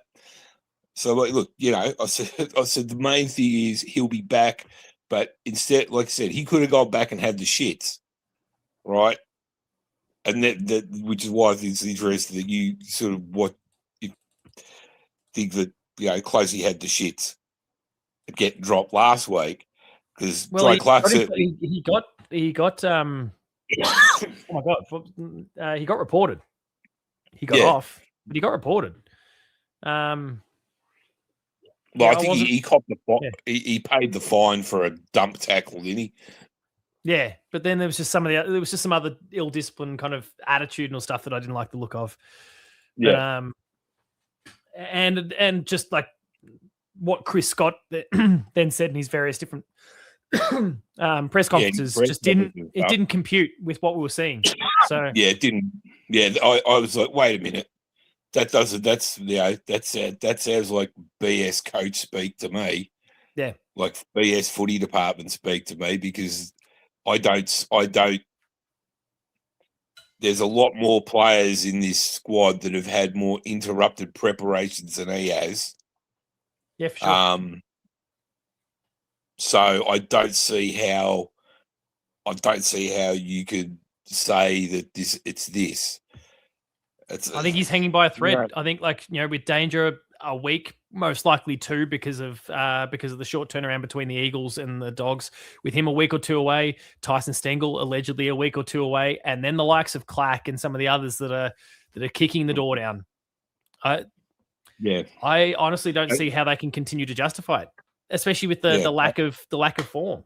And I know, like, it's easy for anyone who perhaps I honestly can't think of too many that would probably disagree with this at the moment, but it's easy for someone to sit back and go, oh, you're just focusing on the goals and the score line part of it. And that's, I mean, we have to at least focus on part of it, right? But part of it is that because he's a small forward, he's there to kick goals. But it's just the unwillingness to commit the body. It is, and when the body is on the line, he gets shoved out of the way too easily. I don't know. He's not in the play enough. That's more my thing. Is like there was that one tackle that he had where he got the tackle. They gave off the handball, and then I can't remember which one of their defenders got it, but the defender went to sort of pivot back and go inboard, and he actually sort of was onto it and sort of guarded the space. Like, no, you're not. You go that way, and then they basically had to do it. They had to try to go the long kick out of defence. We got it back and got a goal out of it. So yeah, it's like, okay, you know, there were signs. Yeah, he wasn't. That's the sort of thing we want to see. And then I don't think he did anything else pretty much except I can't remember whether that one where he almost ran in and kicked that goal in the square. I can't remember whether that was just before or just after that, but. Yeah, pretty much second half. Yeah, I think it might have been after. Pommy's just if I had a drink in my mouth at the time, I probably would have spat it out.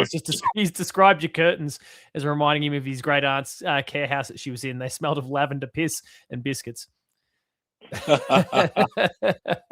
No, well, no. Basically, the house that we've got have got like this house was built in the 50s or something like that, and it's got. Yeah, you've got those older houses where the windows are in that are really straight, weirdly placed on the in the wall. So modern curtains are too long. So we had like you could pretty much only buy like you go down to Kmart or whatever, you can only get like floor length curtains, and where the top of the window sit, like it was just this bunch of curtains in the corner of because they were just too long. There was just too much curtain there. So I basically trying to find like I need like 160 centimeter curtains because that's the only ones that fit properly on these sort of windows. And there's like you can only find these ones in like 7 colors. So I was like, that's gonna do it. It's just the whole corner of my lounge room was just a pile of excess curtain bunched up on the floor because of the way the windows are. We've made Pommy's night because the curtain conversation has finally grown some legs. Well, I won't go over and show you. Like we got major curtain problems in this house, but no, sorry. Like if logistically this works for you now, I think we have to do Pommy and the rest of the chat a favor here and turn this into a curtain cast. So if you feel like getting on your bike and taking us for a tour and looking at some of the other blinds, and let's do it. Let's have some real fun with this before we get into 3, 2, 1s and wrap it up. All right. Well, I'll give you a little example of what I'm talking about here. I've just been sort of tight doing some like here's an example of what I'm talking about. We've got the same windows in the kitchen, right? So you can sort of see how the curtains are all bunched up on the floor there because they're too long for the thingy. And then like we had a blind here in the kitchen which wasn't properly connected, which is now sort of hanging over against the wall here, and try to get someone out to fix it. And typical rental thing, you get the quote done and never hear anything back from them. You don't hear shit coming back the other way. And then on the other wall here, we got this cute little sort of salmon coloured number. Oh, very, very 70s. Bit of spice there. Yeah. Well, actually, not. If it was like 1983, really nice curtains, but unfortunately, it's 2026. But what are you going to do? Well, you tell those people who don't like it to get fucked. The only thing is like they're the draw, the pull down ones, so I can't I can't do much about them. And I forgot I would show you the disaster that's going on in the bedrooms, but everyone else is in bed, so I'll have to leave that. We won't disturb the peace. You've made the nights of Pommy and only Carlton. The Carlton portion of our community night is absolutely delighted with the house tour that we've just gotten, or the curtain tour that we've just gotten. Yeah, and the thing is, my dad, when he was alive, actually was an interior decorator who specialised in curtains, and he would be absolutely appalled with the state of the curtains in this house. So yeah. Oh no! I think we lost. Who'd we have? Number 1 Max Holmes fan was sitting in the background there. I was going to bring him in next, but I think the curtain talk has flushed him out. Well, you got to get some sleep anyway, don't you? Oh mate, I've got a flight in. I've got to get up for a flight in 4.5 hours. Yeah, right. Yeah, you got left with the. Not a great. That's it. I always say I'm going to do that, and then never do. Look, with all the curtain talk, we've got lots of curtains and carpet jokes we can be making. No one's gone there so far. So Pommy, Carlton, you guys are doing a fantastic job. Just keeping it all nice and G-rated there, and just appreciating the blinds for what the curtains, for what they are. Do you have a 3, 2, 1 from this one? Yeah. Oh, just the other thing I did just want to say, real quick. You're all like, I don't think I've ever seen a player who was on the ground be literally unsighted more than Sean Manor was today. Absolutely. Like he got a couple of kicks in the last quarter, but I was like, where's Manor? I haven't even seen him. It's like it wasn't even like he wasn't getting a touch. Like I didn't even see him. I was like, did he get hurt? Did I miss something? Did he get hurt? Is he sitting on the bench or something? I was like, I did not even see him on the ground. It's like he was. He needs to get a few kicks next week. I'm going to start calling him the Phantom because, man, he was nowhere to be seen. I think he'll pop up pretty significantly next week. I think he would absolutely believe these days that he is that AFL level player. He's done it for long enough now. I don't think there's any sort of imposter syndrome going on with him, and that'll probably poke at the ego that AFL players tend to have, and he'll be looking to clap back pretty hard next week, I'd imagine. Yeah, I don't know what happened. Like Gary's Gary's just giving you it's curtains for Horatio now. Me giving you prompting you for the 3-2-1. Yeah. No, I think just having said sort of about not being sort of not having got it all together. We're at our second home city next week against a side that just got belted by 130 points. So if that can't sort of play us into some form, I don't know what will. So, so I am giving the votes. I'm giving 3 to Scratch. Purely, he had a slightly shaky first quarter, and then, given the nature of the quality of the defenders he was up against, clunking his marks, kicked the big goals when we needed them. Was a real physical presence all day, and nearly got us over the line. So I'm giving 2 votes to Tom Stewart. How many intercept marks did he have? 9, 10? 9. I think it was 9 intercept possessions, if I recall. I'll double check it, but I'm pretty sure it was 9 intercept possessions, intercept marks. I'd have to double check too, but yeah, intercept marks 9. Yeah. 9 intercept possessions, I should say. Second most on the ground behind Barras. Yeah. So with the exception of just getting that little nudge at the end there, I thought he was. He probably was the guy that was pretty much had his finger in the dike for most of the day, and I'm giving and I'm going to give 1 vote to Mitch Edwards because I just really thought once again it was his bullocking work. When the ball hit the ground in that second quarter, and even later on in the game, when the pressure was on. Just really, really helped us to get some momentum back when it looked like they were going to run away with it. Yeah, no, that's fair. A lot of similar names have been coming up throughout the night, but I mean, there's a few of those that I don't know. I've got to work out what my 3-2-1 will look like. Still, I've got to go put them in for the Hoopies at some point. I think I forgot the last couple of weeks. I need to go sort that out. But I've got no concerns with any of those names you brought up. They all played great games. Well, Horatio, it's been a pleasure as always to pop in. To have you pop in, sorry, and nice to get a little bit of insight into the curtain situation. You've certainly pleased the chat tonight.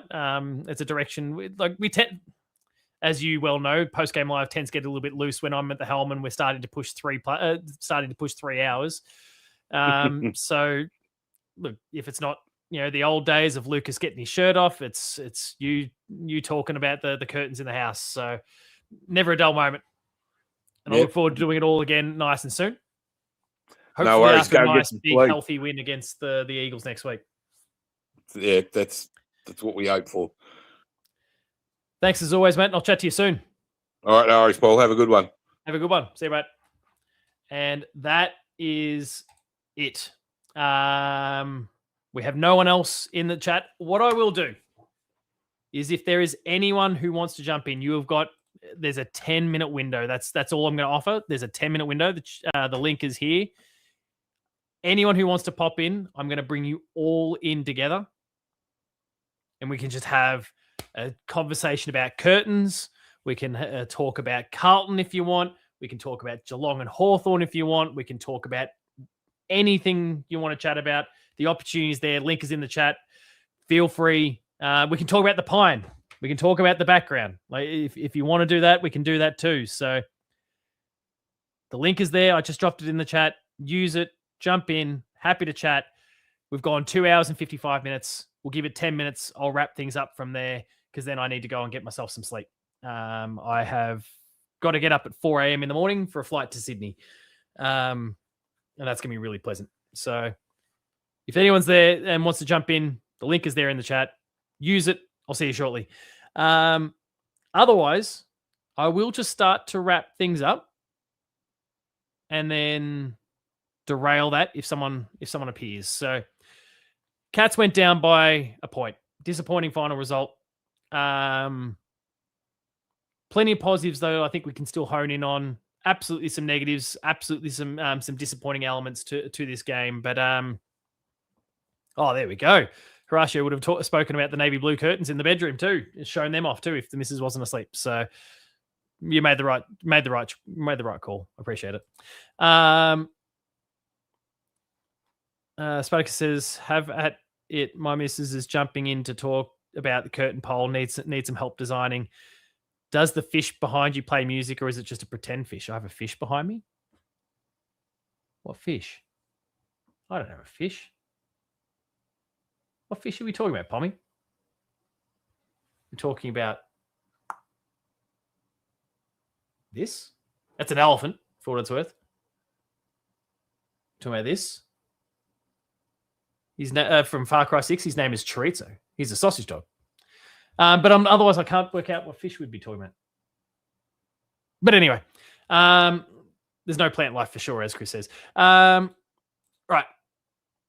We'll wrap things up there. Thank you all for having jumped in tonight. It's been a pleasure as always. If you haven't already, if you are new to the Hoops crew and you haven't checked out our stuff, post-game live, it's a pretty loose affair from time to time. We do stop and talk curtains and blinds, and we get on the beers, and we'll have people taking their shirt off, and it's a wild old time, and it's a far better product when I'm hosting it than when Ben is, let's be honest. But thank you all for having tuned in. If you enjoyed it, please make sure to... Pommy always gets his elephants and fish confused. I have animalexia, so animals are jumbled. Do I play Siege? I did play Siege for a little while, but it's been a long, long time since I played Siege. There we go. Horatio's making promises for Sarah. Next week we'll get on the darts. If you haven't already, please make sure to like this video, subscribe to the Hoops Crew. You'll get post-game live. You'll get the Paul James show each week as well. We've got the reaction video, which as soon as I'm done with this, I'm going to record the reaction video. We're going to have Nuff of the Week, which is going to be Ben Reeve. Ben Reeve is going to cop Nuff of the Week this week because you cannot create Discord channels about winning streaks against the Hawks, jinx us, and expect to get away with it. So fuck you, Ben Reeve. You're going to cop it this week. It's well overdue. The chaps will be doing their thing, and because of the short turnaround from this point to the next round, it's all going to be nice and compressed. Looking forward to chatting to you all nice and soon. Thank you all for watching. Remain Geelong strong, and I will see you later.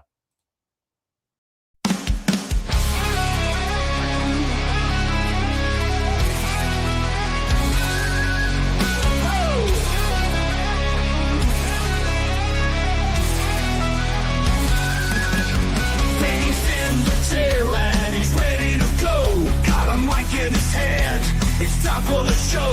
Dropping pussy down facts, mitts, forwards and backs. Representing G-Town while talking the smack. Crashing packs like Patty, where the hell you at? Hoops crew are exploding, don't ever look back. Then we got Paul, yeah, he knows his stuff. He's a man, he's a myth, taking on the nuffs. The man don't miss, he loves to react. His words cut deep, he's a counterattack. Balls on fire, brings a mic to life. Don't fuck with P-Dog if you value your life. Oh, they fuck shit up, yeah, they run G-Town. The Hoops crew's here and they'll never back down. Jake, Johnny, Sambo, always rocking the game. Benny and Paul, man, remember the names.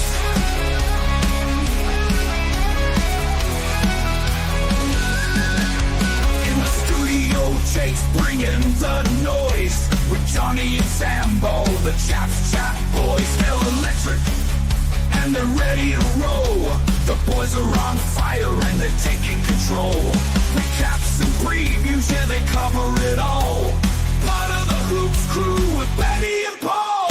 They fuck shit up, yeah, they run G-Town. The Hoops crew, baby, they'll never back down.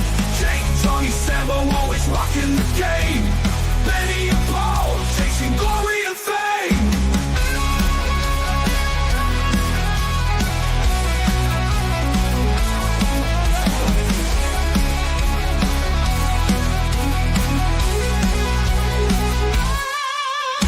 Brad with the sleeves, Max Holmes and Jack Bowes. Tommy fucking Atkins, he'll break your damn nose. Stewie in the middle and Reese in the ruck. They see Big Jezza and they know they're fucked. They're the G-Town boys, go hard or go home. They're fucking insane, taking over the throne.